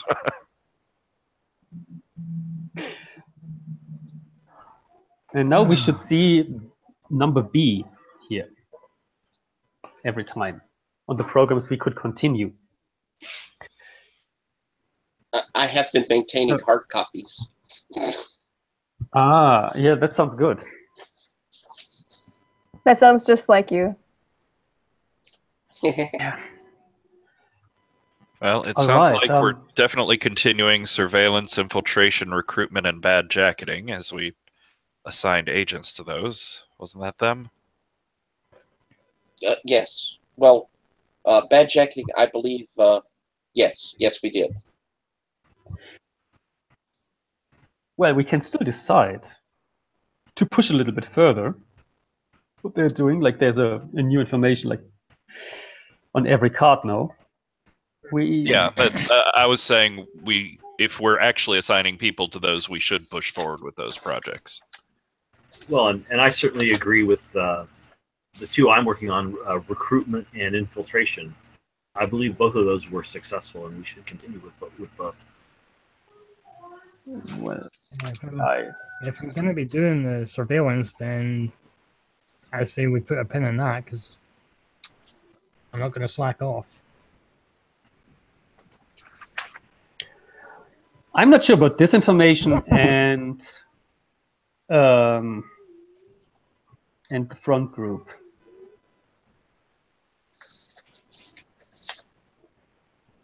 Well, I believe Front Group has the nice advantage of being a way to pull significant resources away from Winterhorn without any direct involvement by us. If we can simply sap their strength, then they simply are not something we have to contend with.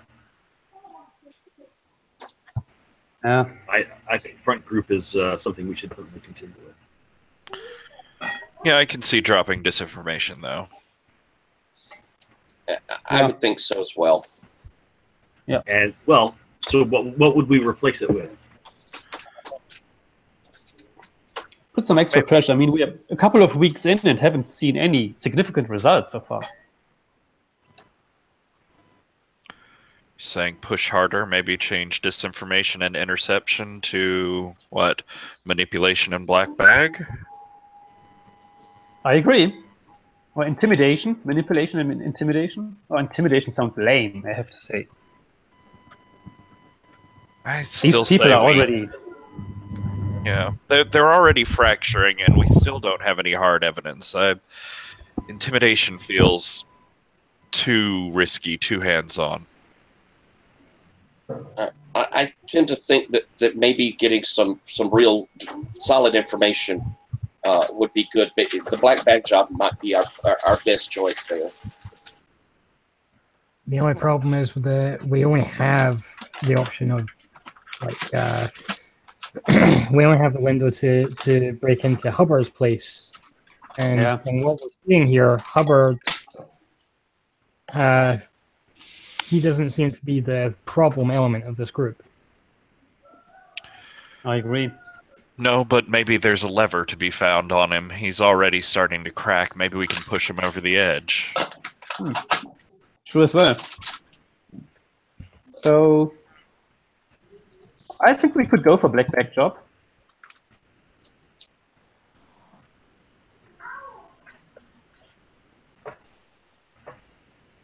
Do you agree? I do, yes. I hate to say it, but I got a bad feeling about that. Thought that was your pet project. Yeah, but we've got more intel now.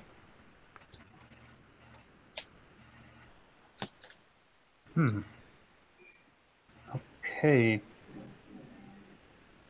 I still think it's too early to think about violence or vandalism, though. Yeah, I agree. So do we get a majority for a black bag job? I'm in favor. I'm also in favor. I We am need as well. something hard.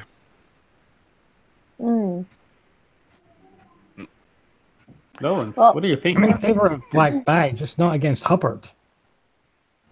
Yeah, but they were meeting there all the time, so we might find something about others.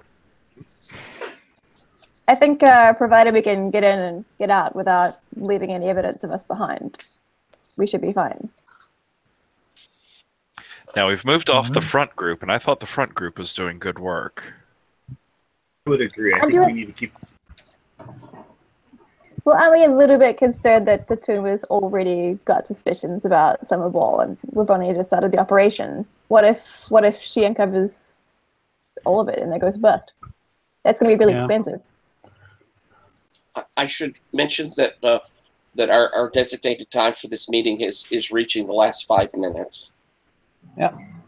Well, so I think we have two surveillance methods running right now, surveillance and interception. I think I would prefer to keep front group and move off one of our surveillance methods because we've picked up black bag jobs as an information gathering. So I think we have. So far, we've had relatively little success with the interceptions. They seem to be taking countermeasures to that, sir. Yeah, if you say so, then I agree. Then let's keep the front group up and give up on interception. I would agree with that plan. That sounds good. Good.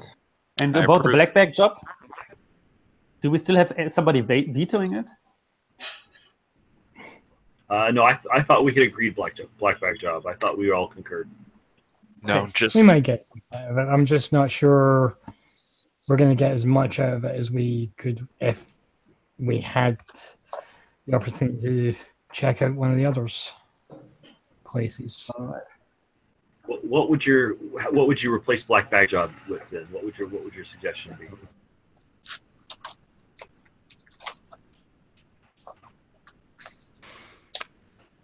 I don't think we have any other good options right now. Yeah, I mean, then we could continue the interception.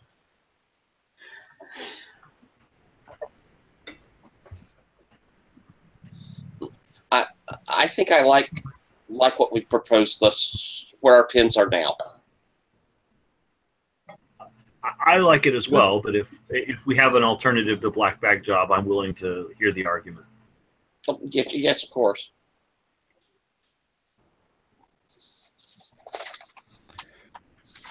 Good. Then we can say like this. I approve of this layout. I agree.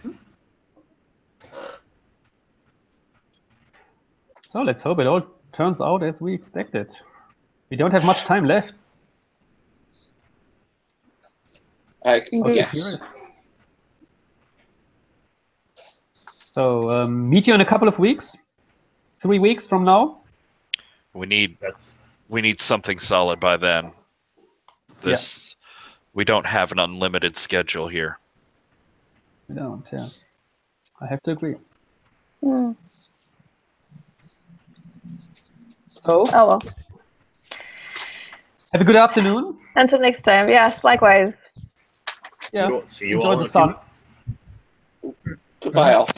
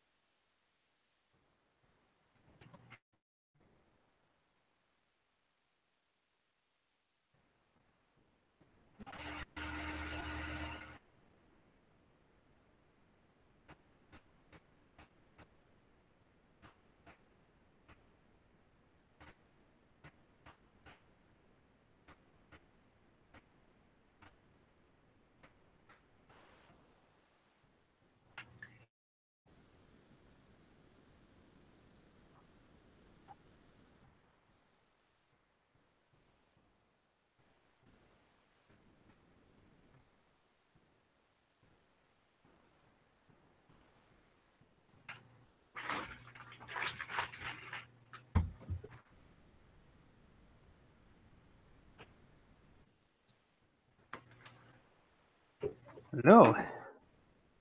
Lawrence, good to see you. Mitford. Likewise, sorry I slipped in. Hello, sir. No, it's fine.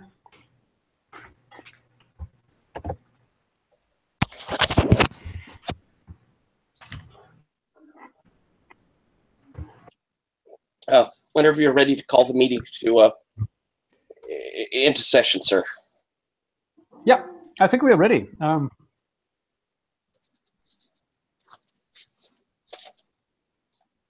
Alrighty. Connection Okay. secure. Thank you. I mean, I'm just internal affairs from the People's Police. Still, I feel like I would like to mention that we should like get a little bit more efficient in these meetings. Like we just have 30 minutes to make a good decision. So what about if we go in groups through the results and update each other on it? It seems like the surveillance has gathered a lot of information. Did you already have a chance to look at it? It looks like a lot going on. Yep. Everybody, they're all fucking around. Well, I was on point, so.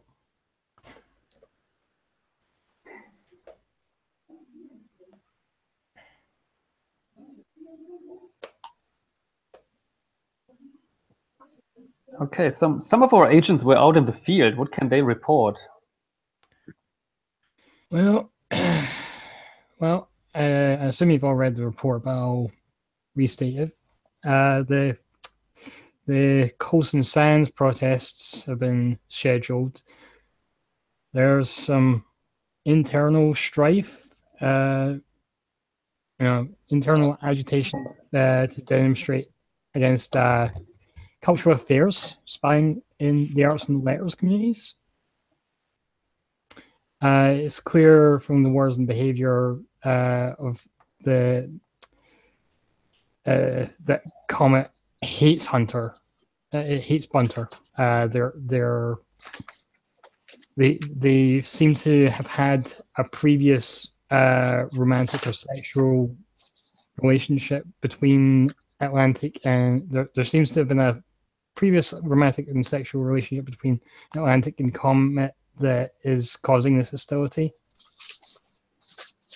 Nanticoke was observed having sex with Tatuma, so it seems likely that the Nanticoke recruited Tatuma and they share drug addiction. Atlantic has been observed drinking alcohol at frequent intervals, and we think he might be a borderline alcoholic. Atlantic has been overheard discussing the aforementioned sexual relationship with Comet with regret to Bunter, which indicates that there's a strain there as well.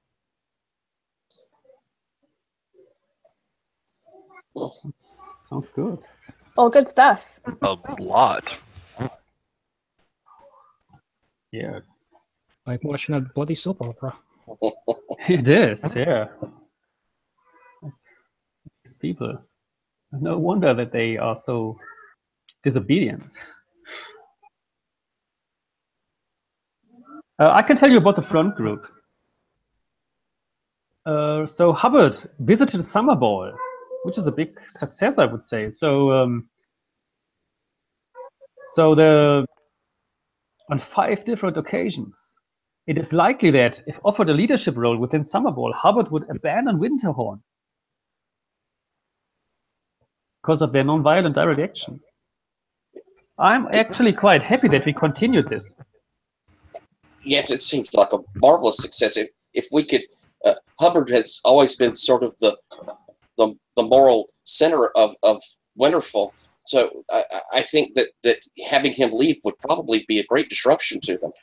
He's certainly one of the founders and has most of the context and the history of the group as well. It would almost certainly draw off some of the major players. And then coupled with the dissent that's going on with all the messy soap opera relationships, sounds like a recipe for a success. if we can somehow put pressure on those relationships, could further the breach. Agreed. Yes. Cool. Yeah. Yeah, let's bring this all onto the cardboard. So do we get the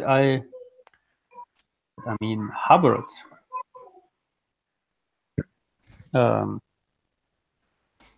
I join Summerball. All right. What's going on with recruitment? I think Braun, you went there.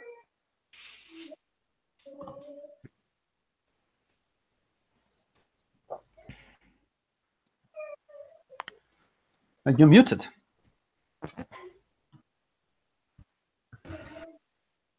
I was just checking to see if the card had been updated. It looks like it was the same result as last time. Oh, yeah, it hasn't been updated, yeah. So we delete this and B. Very good. No, that looks better. Yes. Much better. Gold Rush has agreed to become a confidential informant for state security.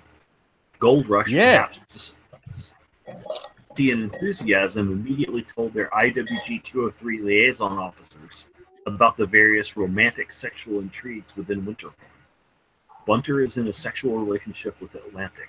Tatuma is in a sexual relationship with Nanticoke. It is likely that Nanticoke recruited and radicalized Tatuma, who is now far more valuable to the movement than Nanticoke, in the opinion of Gold Rush. Well, so he didn't know anything new, but that's one less member that they have. I'm in two minds Yes. about this. Because on the one hand, at least we can verify their story is accurate, correct? So we know that they're at least to be trusted in some capacity. But they didn't know the whole story. And that makes me a little bit suspicious. Yeah. Gold Rush is sort of an outsider in the group, but having him at least in our pay is a good thing, even if he did not know as much as we've discovered on our own. Well, and I think they are well positioned to potentially deliver even more information in the next cycle. But I think it's a good verification, and we should use the information to try to apply pressure in our next cycle. Indeed. Or we could simply say we came to the point where other sorts of information are more valuable than insiders. And yeah, if we're paying for the same information twice, that seems rather inefficient. Yeah. Well, I suppose we should see how our infiltration has gone before we make that decision. Yeah. Point of clarification on the board. Nanticoke didn't observe sex between Atlantic and Tatuma. Nanticoke was having sex with Tatuma. Yeah. Was observed having sex with Tatuma. So. Yeah. Has anybody access to the footage? Just asking.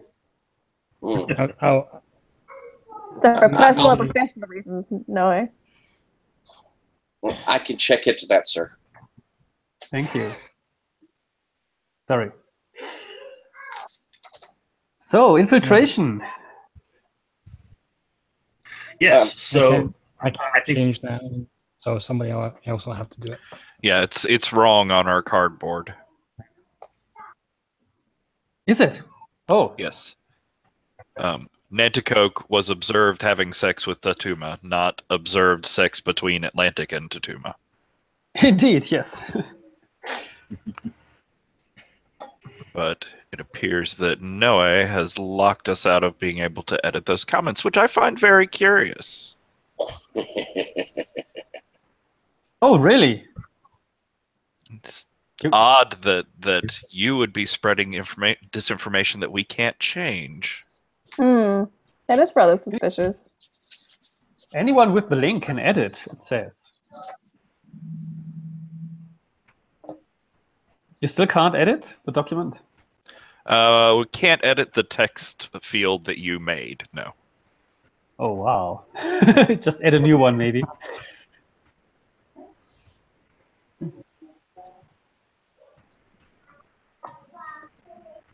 All of these bugs will be worked out soon. I hope so, Mitford. Okay, but what did we learn about infiltration? Well, so we didn't learn much, but I think we've positioned ourselves quite well. Let me go over the report here. So Mandarin, our agent, has reported that the Winterhorn group has grown comfortable with their presence. It's possible that the time is right for Mandarin to attempt to join the inner circle. Gold Rush has a strong sexual attraction to Mandarin, which may be exploitable. So, I mean, in some ways, I think Mandarin, and I mean, Gold Rush is already one of our, unknown to Mandarin, of course. Gold Rush is already one of our assets, but I think that asset may be played out. I think we should focus on the infiltration in Mandarin, and we wouldn't need to expend any more resources on the recruitment. My personal opinion. Please.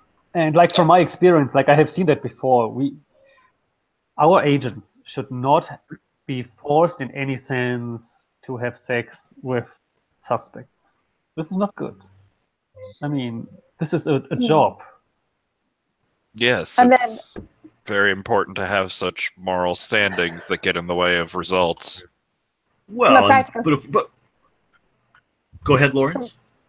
Oh, well, I was thinking from a practical standpoint as well. You don't want too much cross-information, cross-contamination going on here. You want to be in control of your people, so to speak. And I think it is potentially dangerous if we have too much cross-pollination going on between these two agents. Yes, I was going to say I've heard that even some agents can become quite attached to someone if they have sex, but I wouldn't know. Of course. Of course. I don't know what you're talking about, and I don't want to know. I mean, this is the real world, not James Bond. Well, we have still plenty to discuss. Let's move on. Bad jacketing. May I? Please do. Yeah. Records from an allied but competing activist group. So this is Summerball. Yeah. So from Summerball indicate Hubbard's divided loyalties and public doubts about the mission and leadership of Winterhorn. We knew about this. Many of these are legitimate. These documents find their way to Atlantic through trusted intermediaries, beginning with a government agent, but passing through completely trustworthy activists, hence before reaching Winterhorn. Atlantic, Bunter, and Hubbard observed arguing at a local coffee house away from the rest of Winterhorn. Hubbard leaves alone. We are so close to pull this important piece of intellectualism out of this group. I love it. I think this pillar is ready to fall. Yep. Manipulation. Who can update us on manipulation? I could do that, I suppose. Yes, you sounds like, yeah. Targeted Atlantic with an elaborate central processing division forgery. It was very well done. A very convincing love letter from Atlantic to a nationally known activist with whom Atlantic spent a good deal of time strategizing the current protests that got right in my way.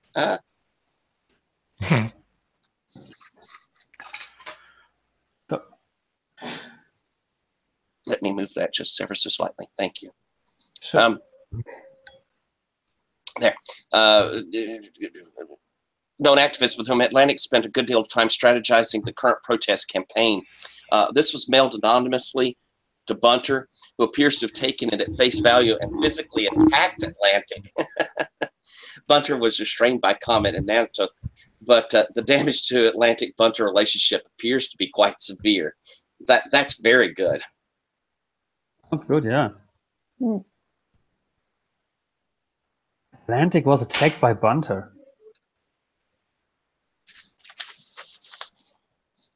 That's really good. Okay, what is missing?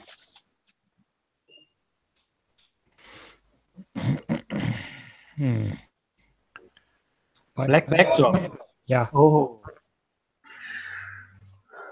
hopefully won't discover. Security at Hubbard's residence is minimal. 2 People's Police officers with a bump key looked around Hubbard's command center, but their quick reconnaissance didn't yield much in the way of illicit or compelling evidence. Members of IWG 203 would have a better knowledge of what to look for. Ouch. That Sorry. didn't go so well. Well, yeah, it's like if we don't give our people proper information, they can't gather everything what we need. It's a consequence. Well, it looks to me like the black bag job didn't really provide much information, and I mean, we're about ready to peel Hubbard out of the group, and I think if he is on to us that we're breaking into his house, I think this could put the kibosh on that plan. So a future black bag job is ill-advised. Yeah. Sounds like we're in agreement. Yeah. This is our last chance to bring Winterhorn down. Well, I feel like we're doubling up on the front group and bad jacketing and on recruitment and infiltration. Yeah, totally agree. Well, I've been weeks in our emails, but you guys don't listen to me. True. You said it from the beginning. Yeah. I think the front group has provided a great deal of success, and we should definitely continue with it. Yes, I agree. And so far, surveillance has kept us best informed of all that we've managed. I think my only change with the programs we have would be to move from recruitment to disinformation. I think we should leave the black bag job. Yeah. I actually could disagree. I mean, I think maybe. Go ahead. I would move off of recruitment and black bag job and put one on disinformation, and then. I think intimidation would crack these relationships. I think intimidation. Job. Yeah, that's a good plan. I mean, we have 2 alcoholics. We have drug-addicted people in there. They're all fucking each other. One is already broken off, and the other one will with the front group. It's time to crash straight into their heart. What about some proper vandalism? Hubbard's. Well, look, it might have been smart to start with vandalism so that we could get people in there to black bag while he's repairing, but I don't see where tagging Hubbard's home while he's on the verge of coming out is going to help. Yeah. Let's leave Hubbard alone. He's already breaking away from the group. We don't want to give him any reason to move. Yeah, I mean, I agree. Hubbard could take this one of 2 ways. Either he could see it as other members of Winterhorn, antagonizing him, and it would help drive him out. But if he realizes that the state is behind it, it could actually have the opposite effect and actually seal him in even stronger with Winterhorn. So I think I agree. Yeah, but I agree. I think we should probably stay away from physical actions against Hubbard. I mean, we've gotten good fruit from the softer approaches, and I think that's the way to stay. What do you think about the current distribution?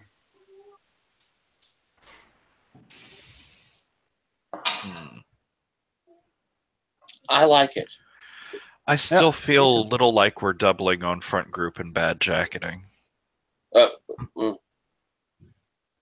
harmful internal disinformation, yeah, indeed, yeah. Yeah, I think the bad jacketing sets up the front. The front group is the alternative for them. We need to provide an alternative we control to pull them in, and so I believe that's what the front group does. That's where they go. If we just do the bad jacketing and split them up, they turn into 2 groups that we don't control. Yeah, but I'm saying I think the bad jacketing has already gotten us as much reward as it might. Front group is there for the lure, and we could, as they're fracturing, maybe something will slip through to interception.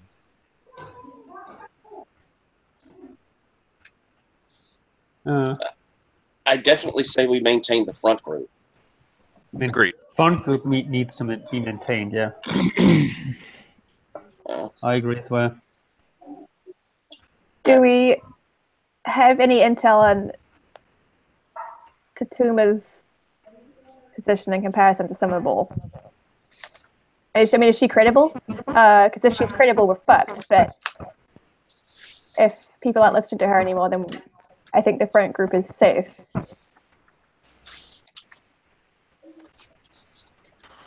I mean, my objection to interception at this point is, I mean, this is our last chance to act, and any information that's revealed, we won't be able to do anything with. And so I think rather than expend anything on interception, we should spend it on something active. Yeah, let's continue the bad jacketing. It's really a proactive tool. We have surveillance, and then with that information, we can easily do this. Question people's loyalty. They're already attacking each other. We don't need to do violence by ourselves. They do it by themselves. Bunter is doing all the job for us. All right. Does that sound good to you? Yeah. I agree with this plan. I agree with this plan. All right. Shall we finish the meeting here? Lawrence, I'm sorry. What did you say? It sounds like we're all in agreement, and I suppose I could do with a nap. I had a late night last night, so. True, yeah. It's Taco Tuesday here. Oh, sounds good. Yeah. See you at the cantina. Do you have anyone to go with you? No. Oh, that's a shame. Would you like to come, Lorenz? Yeah, I love a good taco. Oh, that's nice. I usually eat alone. Oh yeah, I'll text you. I mean, if we have the chance to see each other, we should meet each other at the Christmas party at any time. But let's press thumbs first. That Mandarin is doing a good job, right? Yes. All right. Secret Santa. Secret Santa makes me nervous. All right. I know. Let's figure it out. And don't check our phones, Midfoot. Of course not. Such a prankster. All right. Then let's meet in 3 weeks' time and see what the results are. And we'll see if we all still have a job. Let's hope so, yes. Yes. I think we've done a great job. I think we should all celebrate.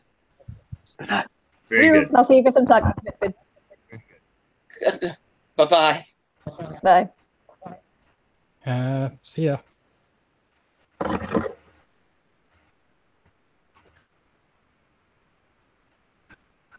All right. Let's have a look at the results of our plans. All right. Together. Let's read them together. And then we get a final report by one of our fellow players. Huh.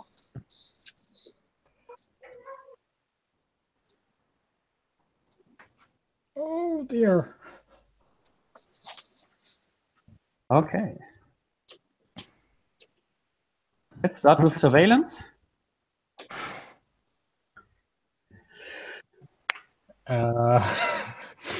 Maybe we should give 2 seconds. I think David and Patrick took this moment for a break. Yeah. Oh, that's fine. Yeah, sure. Sorry. I was just too curious.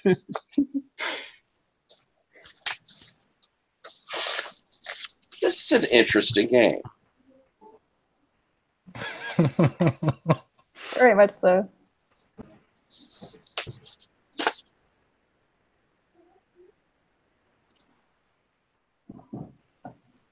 It does feel a little bit too officey for me, but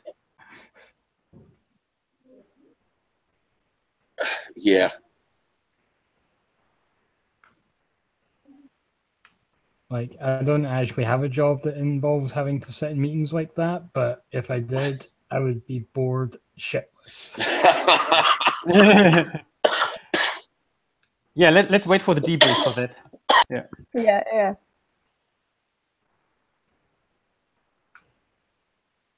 Still have a final report. Okay.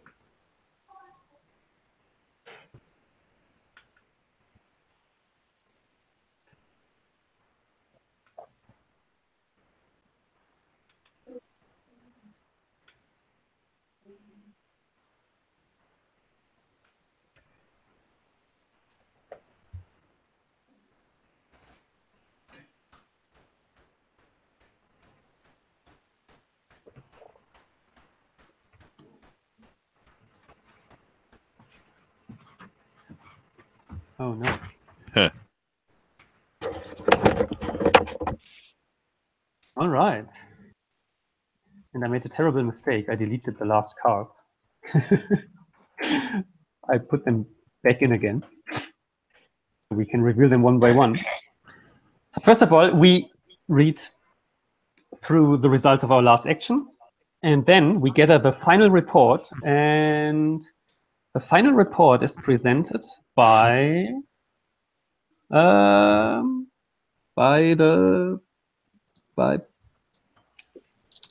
Patrick? No? Yeah. Yeah, Yeah. that sounds good. All right. Yeah. But first of all, we need to write down the numbers of the last cards we had. So first of all, we have surveillance number 34. I don't have paper. Yeah, me neither. We can do it in our cardboard. I do it under Bunter. 34. Okay, so surveillance revealed. Surveillance team informed by the Ministry of State Security, Department 2, Office of Domestic Surveillance Agents, that Bunter is a confidential informant for 2 ODS. Under no circumstances should Bunter's cover be blown by IWG 203 or the CI be harmed in any way. Agent Rawball, of course, had no idea. Sorry. Obviously. Calls on Sands protests were moderately successful. Winterhorn's role was more supportive of other, larger groups and cultural affairs spying campaign building steam. Oh no. Decide which one of you is going to make the call to top 2 ODS leadership to reassure them that the Winterhorn operation won't damage their CI. Well, I obviously have a close connection with leadership in Department 2. Oh, please, I think yeah. you're best placed for this, Russell. Agreed. Yeah, that sounds like. Give me a moment then. All right, yeah. Shall we go through the other cards before, or? Sure. Front group has number 31. Mm-hmm. And Ooh. we learn. Anybody wants to read this? Hubbard observed an acrimonious fight with Atlantic, left their residence, and immediately made a play for prominent role within Summerball. After some theatrical hand-wringing, agents allowed Hubbard into the inner circle and provisional leadership. Hubbard is neutralized as a threat as long as Summerball's origins remain concealed. Atlantic appears furious, Bunter overjoyed, observed in spirited, friendly debate with the effect of good friends.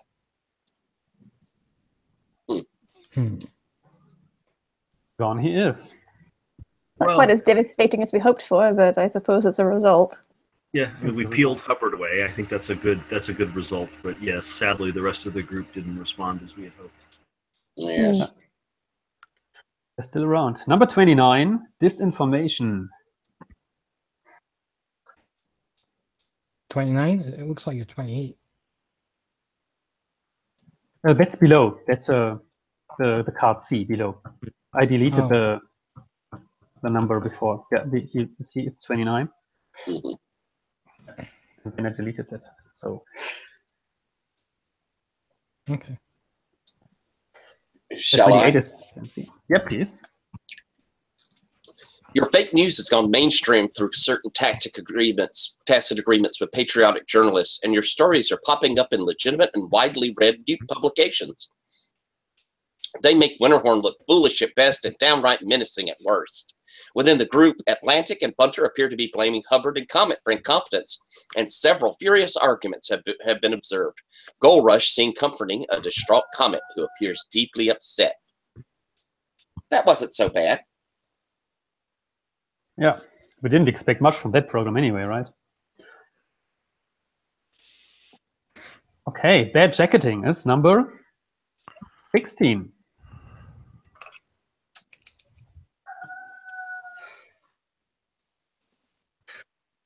Targeted Atlantic with an elaborate central processing division forgery, a very convincing love letter from Atlantic to a nationally known activist with whom Atlantic spent a good deal of time strategizing the current protest campaign. Oh, that sounds good, delicious. This was mailed anonymously to Bunter, oh no, who is a secret agent from us, who appears to have taken it at face value and physically attacked Atlantic. Is this not what we saw last time? No. Okay, sorry. Yeah, that's what Bunter we was saw last time. No, but it's the last, isn't it? It's the Bunter was restrained by Comet and Nanticoke, but the damage to the Atlantic-Bunter relationship appears severe. It is the last time, is it? Yeah. Oh no. Then I, in the preparation, made a mistake. Maybe we can proceed to the other one, and I open the report cards. Mhm. In the meantime, copy paste. So manipulation is 14. And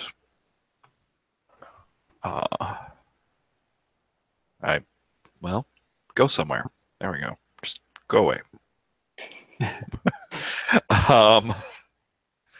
Sent IGW 203 representative to pressure Nanticoke's distant relations as a way to send more subtle message to their untouchable parents. This message was not taken well, and the parents have gone directly to state security channels to complain. Decide which one of you is going to take the heat, apologize, and make the call. In more useful news, Comet's border guard son reports that Comet has sniffed out a rat within Winterhorn, but did not identify this person. Hmm. Good, so that was close. Yeah, who's going to make that call? Look, I'm already making a call. Okay, I'm doing that call. People's Police. Yeah, I know. Yeah, it's like it's not. No, I'm not laughing. No, I'm not. I'm.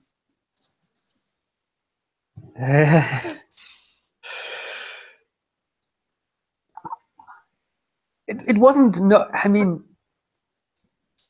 No. We didn't order them to do. No, that was not on. That must have been done by them without our permission. We didn't get. No.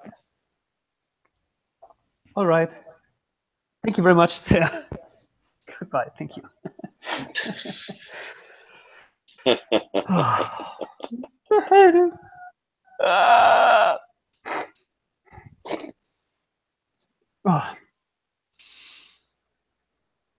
Okay, yeah, very sorry. That was it. That went well. More or less, yeah. Good job. So, infiltration is 19. Who's doing that? I will do it as part of Department 20. Yep.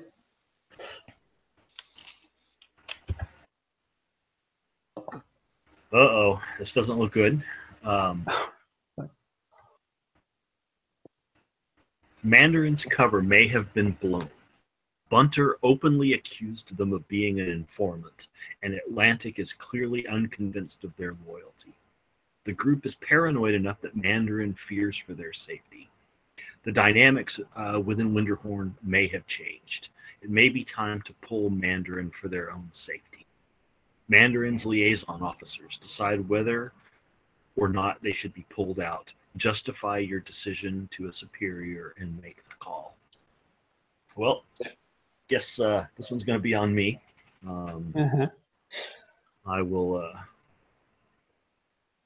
do this. Does anyone have any arguments that they think we should make about whether Mandarin should be pulled or not?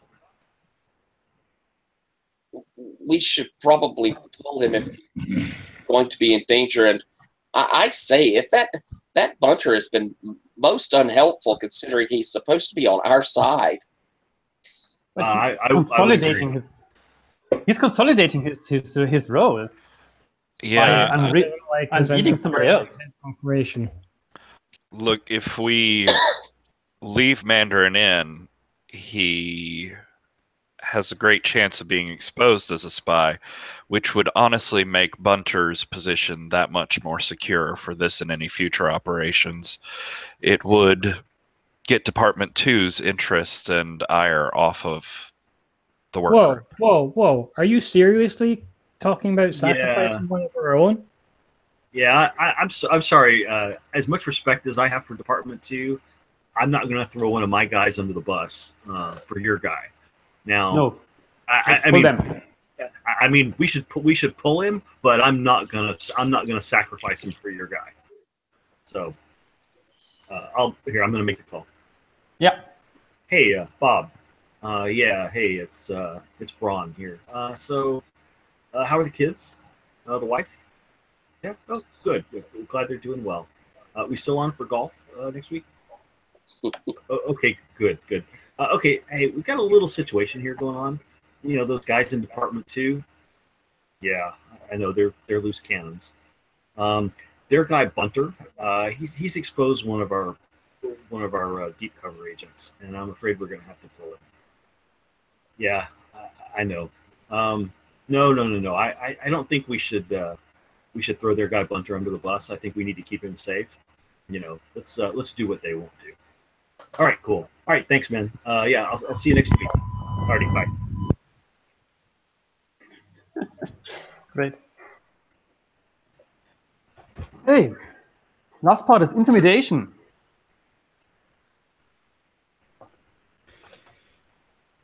Who's reading that for us? Corzon? Okay, I'll do it.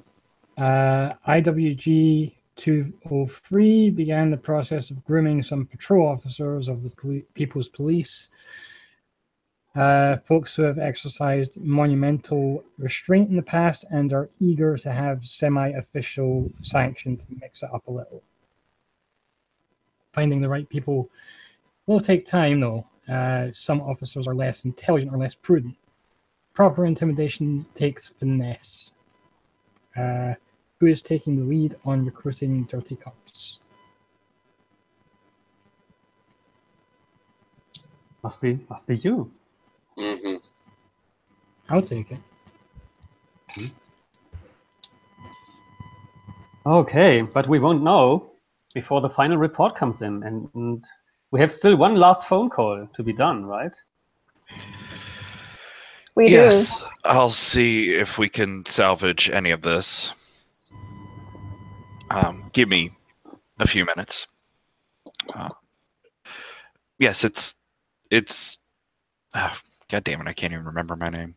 Raubal. There we go. Raubal. It's Raubal. No. I understand. It's. How long have I been doing this? I understand how to keep agents' identities secret. No, they can't hear me. I'm muted.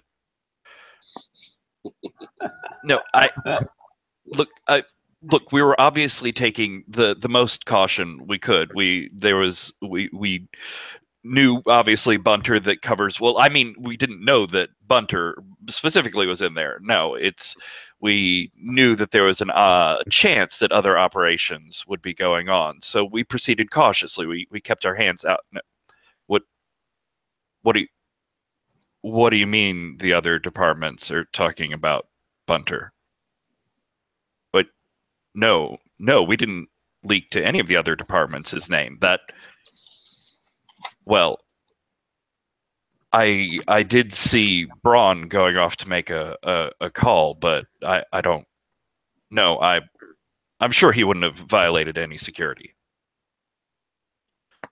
I understand. Yes, I'll meet with you in the morning then. Fine, yes. I'm sorry, that went... Well, it went better than I expected, honestly. Okay. Well, I'm not sure if we see Christmas party. Let's have a look at the final report. Yeah. Okay. Robo, this is also up to you. I can, if you like, I can copy it in the chat. I have the book here. You can copy if other people want to read along. But do we go in numerical order, or what sort of order do we go in here? Let's do so, yeah. Numerical order. Then we are sure not to miss anything. Can someone read me off the lowest number? 9. All right. The intimidation program was killed before it achieved any momentum. Before it even got started. Suspicious minds might ask why. There's no question that intimidation is effective, and yet IWG-203 abandoned it shortly after initiating it. This is a personal and professional failure. Oh. Oh, the next one is 19. No, 14, sorry. It is hard to articulate the number of problems this ill-considered operation caused to everyone in IWG-203. Nanticoke's well-connected family made life hell for our superiors, and that trickled downhill. The only upside was learning that Comet's son caught a 10-year prison sentence for dereliction of duty.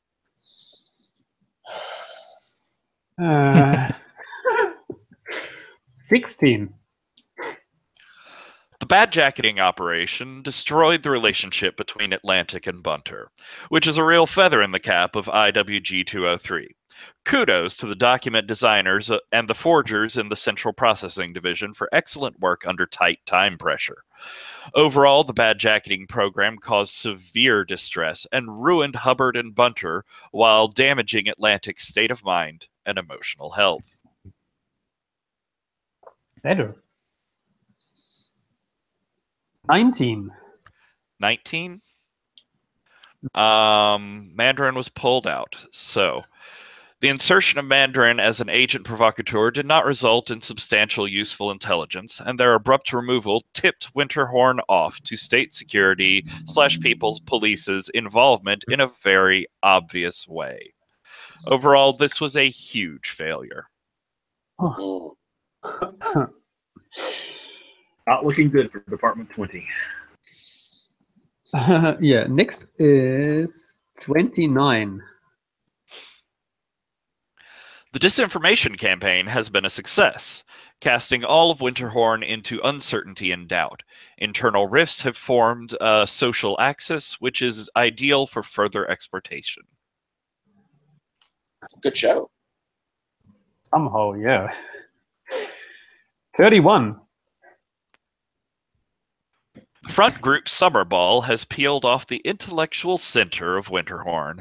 This is a huge achievement and strikes at the core of what they're trying to build. It demonstrates a fundamental weakness at the heart of Winterhorn that can be further exploited.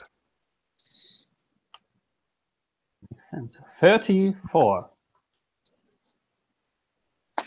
A massive cabinet of intelligence has been added to the Winterhorn file. Surveillance has been successful in generating evidence and leads for prosecution. There's incriminating information on every member of Winterhorn. That's a magnificent success. Are there any more? I think that was our final report. I think we didn't destroy them. I think though we had overall quite good results though. I mean, we had our biggest mistake was that we left our fingerprints on it, but we pulled their intellectual center out, and we basically have set them up for a lot of prosecution. So right, we could sweep in and just round them up now. Yeah, I mean, I think other departments are gonna be able to feed off this for quite a while. So I think we a limited success. All right. Debrief player, why don't you take over now? Excellent. Fine. Cool. So, actually, let me pop it up here. Okay. So, first of all, thank you so much, everyone, for playing. You were all amazing. And I'm so glad that I got to play with all of you. Important to note that you can go if you want. Debrief isn't mandatory, but it is highly recommended. Unless you feel like it would be harmful to you, please consider staying. But you can still leave at any time. We'll have maximum 30 minutes for debriefing. Would anybody prefer if the debrief with the recording stopped?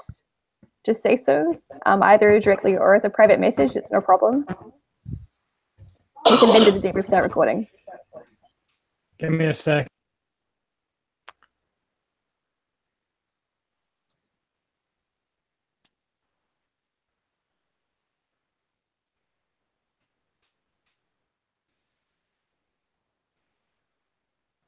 Right, I'm back. Cool. So everyone's okay to debrief while recording? Yep. Yes. Cool. Yes. Awesome. So recommended that we switch up our cameras and mics for a minute and just leave the room so we can de-roll. And make sure you turn off your lower thirds with your character and edit on it, so we're definitely like outside of our character's brain. Cool. Awesome. So I'll do the same. 1 second.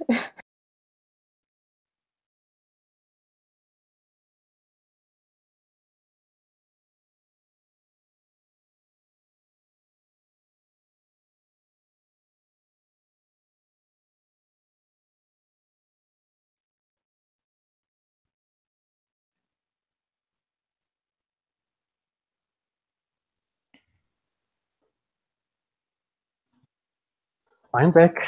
I'm Garrett. Hi, Lauren. Without Z. Yeah. It's a very subtle character shift for me. Well, that was cute. That was interesting. Yeah. It's me. It's me again. Hi, Tyler. Hi, David. Hi, Rob. Hi. Hi, Patrick. Oh, Patrick isn't back yet. Yeah. We'll give Patrick a second. Department 2 had a tough job, yes. Indeed. Yeah, things didn't go as well for him.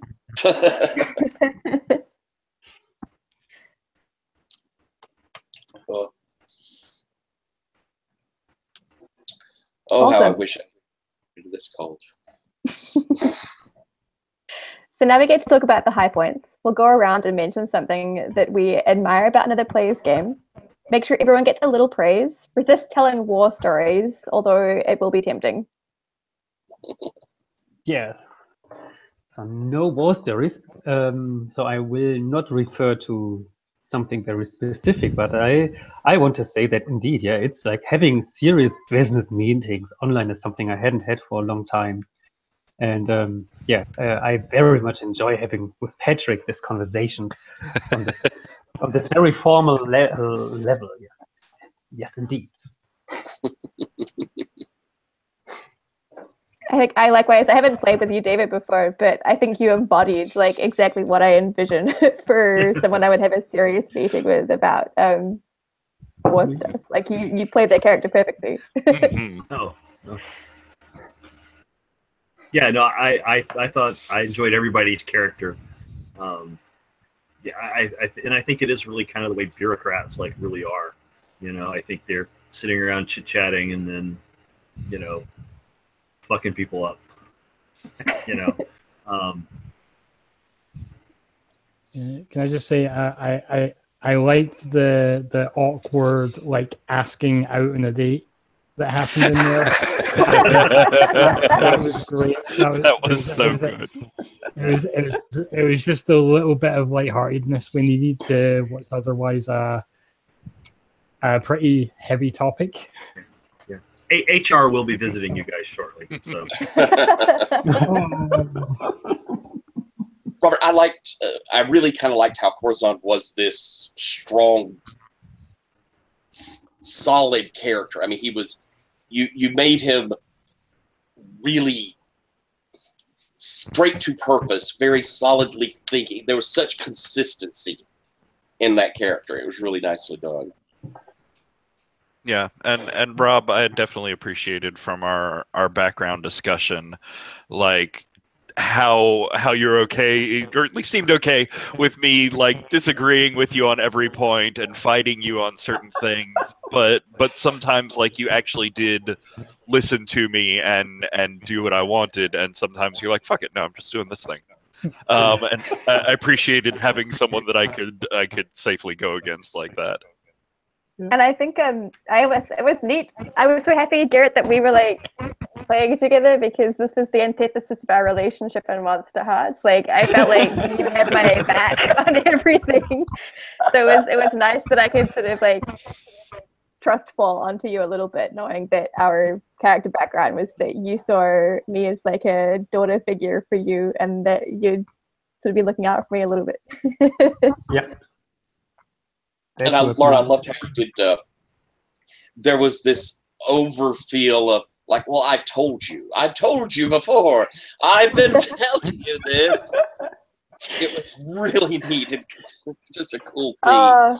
There was one thing I didn't say, I wish I'd said, which was when we were talking about pulling out Mandarin, and I was like, no, don't do it, because it's going to be too suspicious if they pull them out now. And then I saw it come out in the card, and I was like, I told you guys to.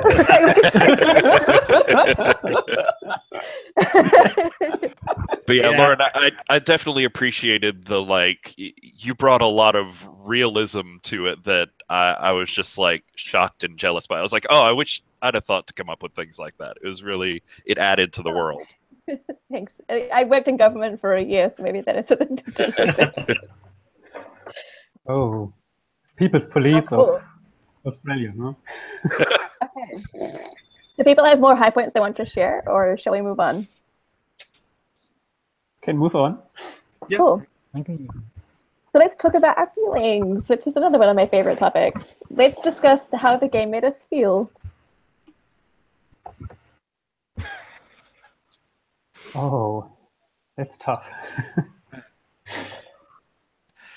I don't know. I think I was, and I feel like we as a group were very like trepidatious about just going full Big Brother violent government on them. Like it gives you. I'm still not even quite sure what they were guilty of. Yeah. Like they were having meetings and they planned a protest. And so there was a lot of like, well, I don't know. These are just like people, and I sort of want to find something bad before we do stuff to them. And I think that played through into a lot of our characters. And even like the one guy that was, it said in the document that he might, it just said he might be the bomb maker. Yeah. Well, yeah, I actually think with him it was even less than that. It was like he might have bomb making skills, so he's probably the bomb maker. Yeah, that was the one when I was reading through the document. There was like, there's almost no evidence that this person is associated with Winterhorn, but they're in your dossier. Here you go. Yeah. And so they are in, and were referenced to as the bomb maker. Mm-hmm. I think for me it was when they flipped that card, and it was like they were all fucking and like drinking and like doing drugs, and I was like, oh my god, like we're putting so much force behind this group of people who just don't know what they're doing. Like I feel kind of bad for them. So they're basically college students.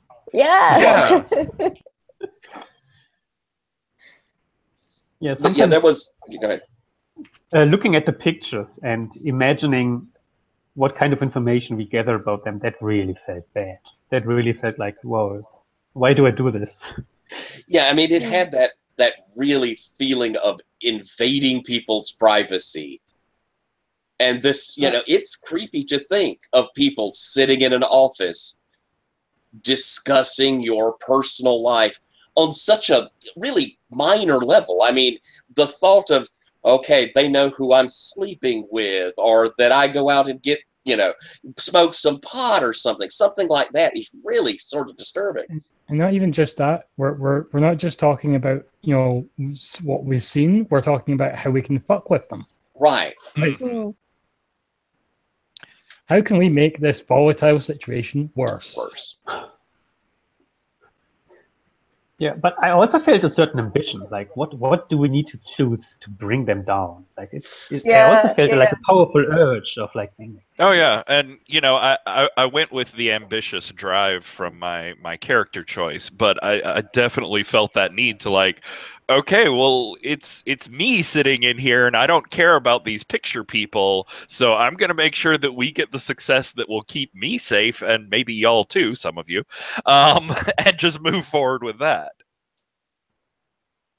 I took the nervous bit from my character, if nobody noticed. It was beautiful. I took enthusiastic. Oh yeah. I definitely leaned into suspicious. I was honest. Yeah. Wow, that's been a challenge. I took cynical and got a few good cynical remarks in, but maybe not as many as I could have. Yeah, not to jump back, but I am going to jump back a little. I loved that you. I liked you standing up for the agent. Yeah. I thought that showed a real integrity to kind of your people. I thought that was neat. Yeah, well, and I think in departments like that, I think there is a lot of interdepartmental like rivalry, and so I think my throwing Bunter under the bus. Well, not under the bus, but kind of ratting him out to my superior. I think that kind of is the way things really happen. It's like, no, we're going to take care of our guy, and if that other guy kind of gets screwed, well, that's what happens. Yeah, that felt the most real to me. Like that debate was the most real part of the whole 3 hours. Just, It got a way bigger reaction than I was quite expecting in the moment. Yeah. No, it's one of my. It was one of my character-specific trigger points. Was like, I'm going to look out for fucking people. Indeed, yeah. And people feel okay about how that shook out.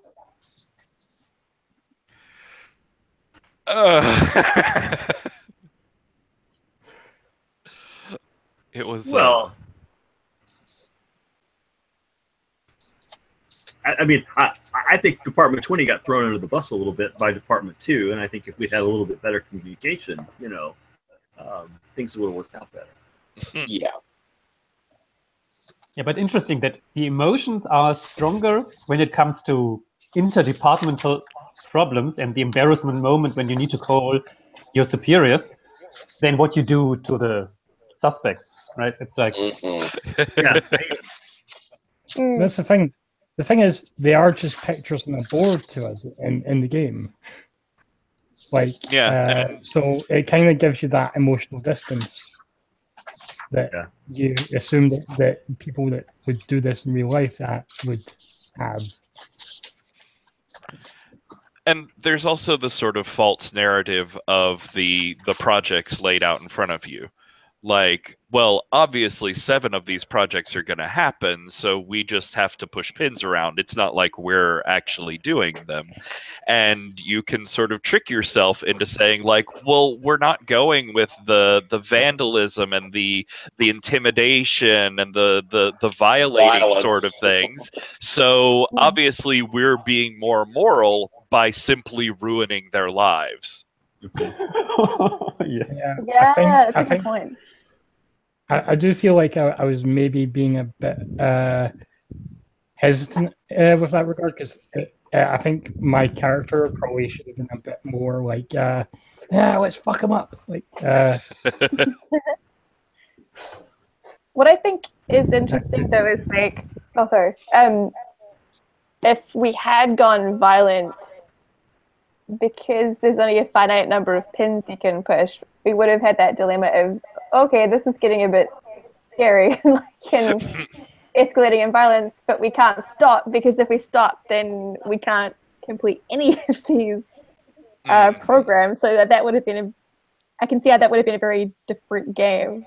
And yeah, I think, Patrick, you're right. It's like, it feels weirdly like more moral because we didn't hurt anyone, but like we still really like ruined a lot of people's lives forever. Yeah, we just destroyed relationships and implicated people. Really, there's emotional harm. That's fine, right? Yeah. They'll recover. Yeah, it's for your own good that we do surveillance, because otherwise we would do violence. Come on, like, it's so generous of us. Yeah, and again, like, I still can't say what these people did other than triggering some algorithm that called our group together. Yeah.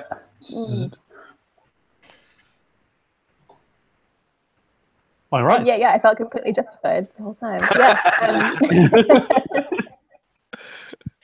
So, do people have more feelings they would like to get off their chest? Fine. Oh, cool. So if you're comfortable with it, let's talk about real life and move on to discussing the ways in which this game maps to real life and the steps people can take to harden against the techniques you, as characters, used during the game. I was reading that Jason Morningstar was reading a lot about Stasi, the East German spy system, and I didn't know that before reading the game, but it triggered the same kind of feelings when reading this. When I heard, like, when I visited like a museum about Stasi methods, the Stasi prison in Berlin, Hohenschönhausen, for example, and it's a big bureaucracy. Like this, you can't, like, from the offices, you can't see the people being incarcerated over there, and then you have these buses, and they have like fish posters on both sides and saying this is our fish transports, like fresh fish or something, but there are political prisoners in there. Yeah, and people's police. That sounds like Stasi already. Yes. I was actually curious as to like what, was there like a specific setting for this game, or is it just like generic near future dystopia sort of thing? It from what I could tell, it's just sort of like generic future state. They don't even give a location or what like country this used to be or whatever, or dates.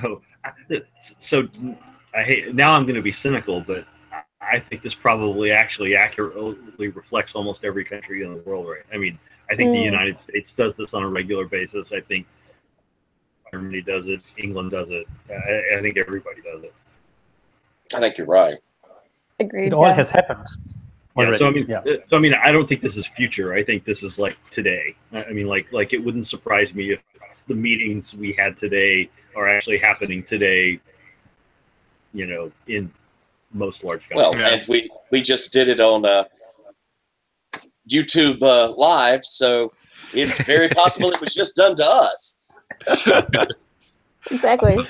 I thought the addition of the online element also was really interesting, because if you think having a person's picture up on a board staring at you, that they're just a picture, dehumanizes them, like even more so when we're in this video call and I'm not even looking at their picture most of the time. It's on some other tab and I can vaguely remember what they look like. And there's just this whole separation of like, well, if I'm just moving around colorful icons on a map, like how bad can all of this be? And there was... I liked the online. I want to echo where Patrick said that. I really liked it. I think it's cool the way you did that, Garrett. But along with it is that kind of arbitrary idea. Well, we're settling these people's fate. We've got 30 minutes. We'll meet again in a few weeks. You know, it had that weird, just, you know, disassociating yourself from the humanity of it. Of, you know, we're just coming together. We'll have these few minutes, settle what we're doing to these people, and then it won't be on our mind over much for a few more weeks until we get together. Yeah, Garrett, I love how you made the hangout part of the game, because for me, like, going off mic and off camera is like such a routine habit I have playing Gauntlet games that really grounded it and feeling like quite real. So like when we had the frequent sign off of like, okay, I'll see you next time in a few weeks. It's like I've said that to so many people like in my daily life, specifically to like you people. So like I love how that's just like one of those like habitual touchstones that really makes you feel like this game is real. And I came in not at all, you know, I hadn't read it. I didn't know I was playing until this morning. So thank you, whoever dropped. I enjoyed it. But, you know, came in not knowing what the game was. But I enjoyed this game. I thought what it does is kind of cool. Now, I can agree a little bit there where, Rob, you were saying that, you know, it's office politic-y, but I enjoyed it. Now, I like kind of political games, but I enjoyed this game. I had a lot of fun playing it. It was way too real for me almost. like I work at a company. To be fair, it didn't help me that I was kind of discombobulated with the game starting an hour earlier than I thought it was going to be. So, which is probably my fault for not checking. Well, but it's like that late meeting you get called to. You know, it's like, oh, hey, by the way, you know, we just changed your 2:00 meeting to starting 5 minutes from now. So we'll see you there. Yeah.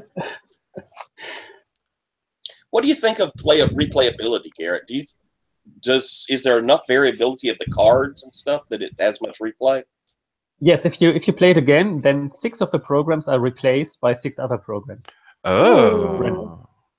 There are purple cards and another color, green cards or so, and you replace 6 of them, and so you always have a randomized, a different kind of setup, what kind of programs are available, and therefore also final reports and so on. That is so cool. That's neat. It has a board gamey feeling. Yeah. With its cards, interestingly, and that might also contribute to the realism of the office meeting, because you also have this kind of, it's just plugging pins somewhere, and yeah, we were mentioning that already. And I think in terms of learning, like about from this game, what could we do against such things? It's like making, like rehumanizing this kind of decision making, but like making people, like forcing government officials to get closer to the results, to the consequences of what they are doing, like field work. Yeah, there were so many layers of separation in and out of the game between us and what was happening. Yeah. Yeah, it felt very like Stanley Milgram Experiment, if you're familiar with that old thing, where it's very much like, while we have autonomy over what we're doing, there is an element of like, well, I'm just doing my job. And I think that's inevitably a very dangerous mindset to go in, particularly when you have this much control over other people's lives. Well, and I think people will almost always take, you know, it's like, yeah, I'd rather do a good job destroying other people's lives and not get fired from my job. They won't take that stand of, no, I'd rather get fired than do something, you know, unethical. And I mean, I think it's human nature. I think this is the way people are, you know, is they can abstract away the damage that they're doing, you know, in order to take care of, you know, what they view as taking care of their families. It would have been interesting if one of us had dissented and gone, no, I'm not doing this anymore. Like, that would have been a really interesting way for the game to go. Yeah. I also think it's very interesting in each of the characters where they have like, this is the kind of person that you really sort of admire and wouldn't want to hurt and would want to protect. And that idea of like, I was super invested in Hubbard's fate because he just believed so much that he was being led astray by these other people. You know, other people were super invested in that agent's fate and things like that. And it comes down to, well, like, why was I willing to fuck over Atlantic and Bunter, but Hubbard was so important to me that I had to like twist things and try and get him protected. What makes them any different? Why couldn't I just fucking protect them as well?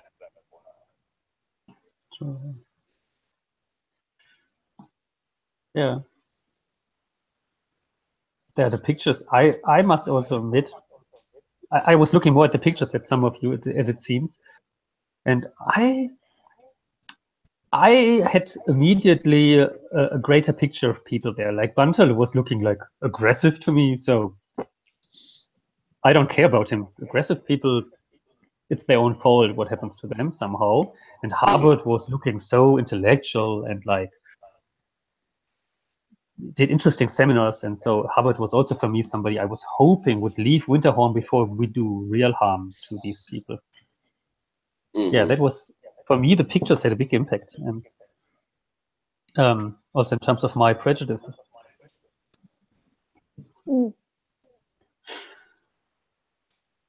Yeah. Nifty experience. Really nifty experience. Oh yes, yeah. No, this is going to sit with me for a few hours, I think.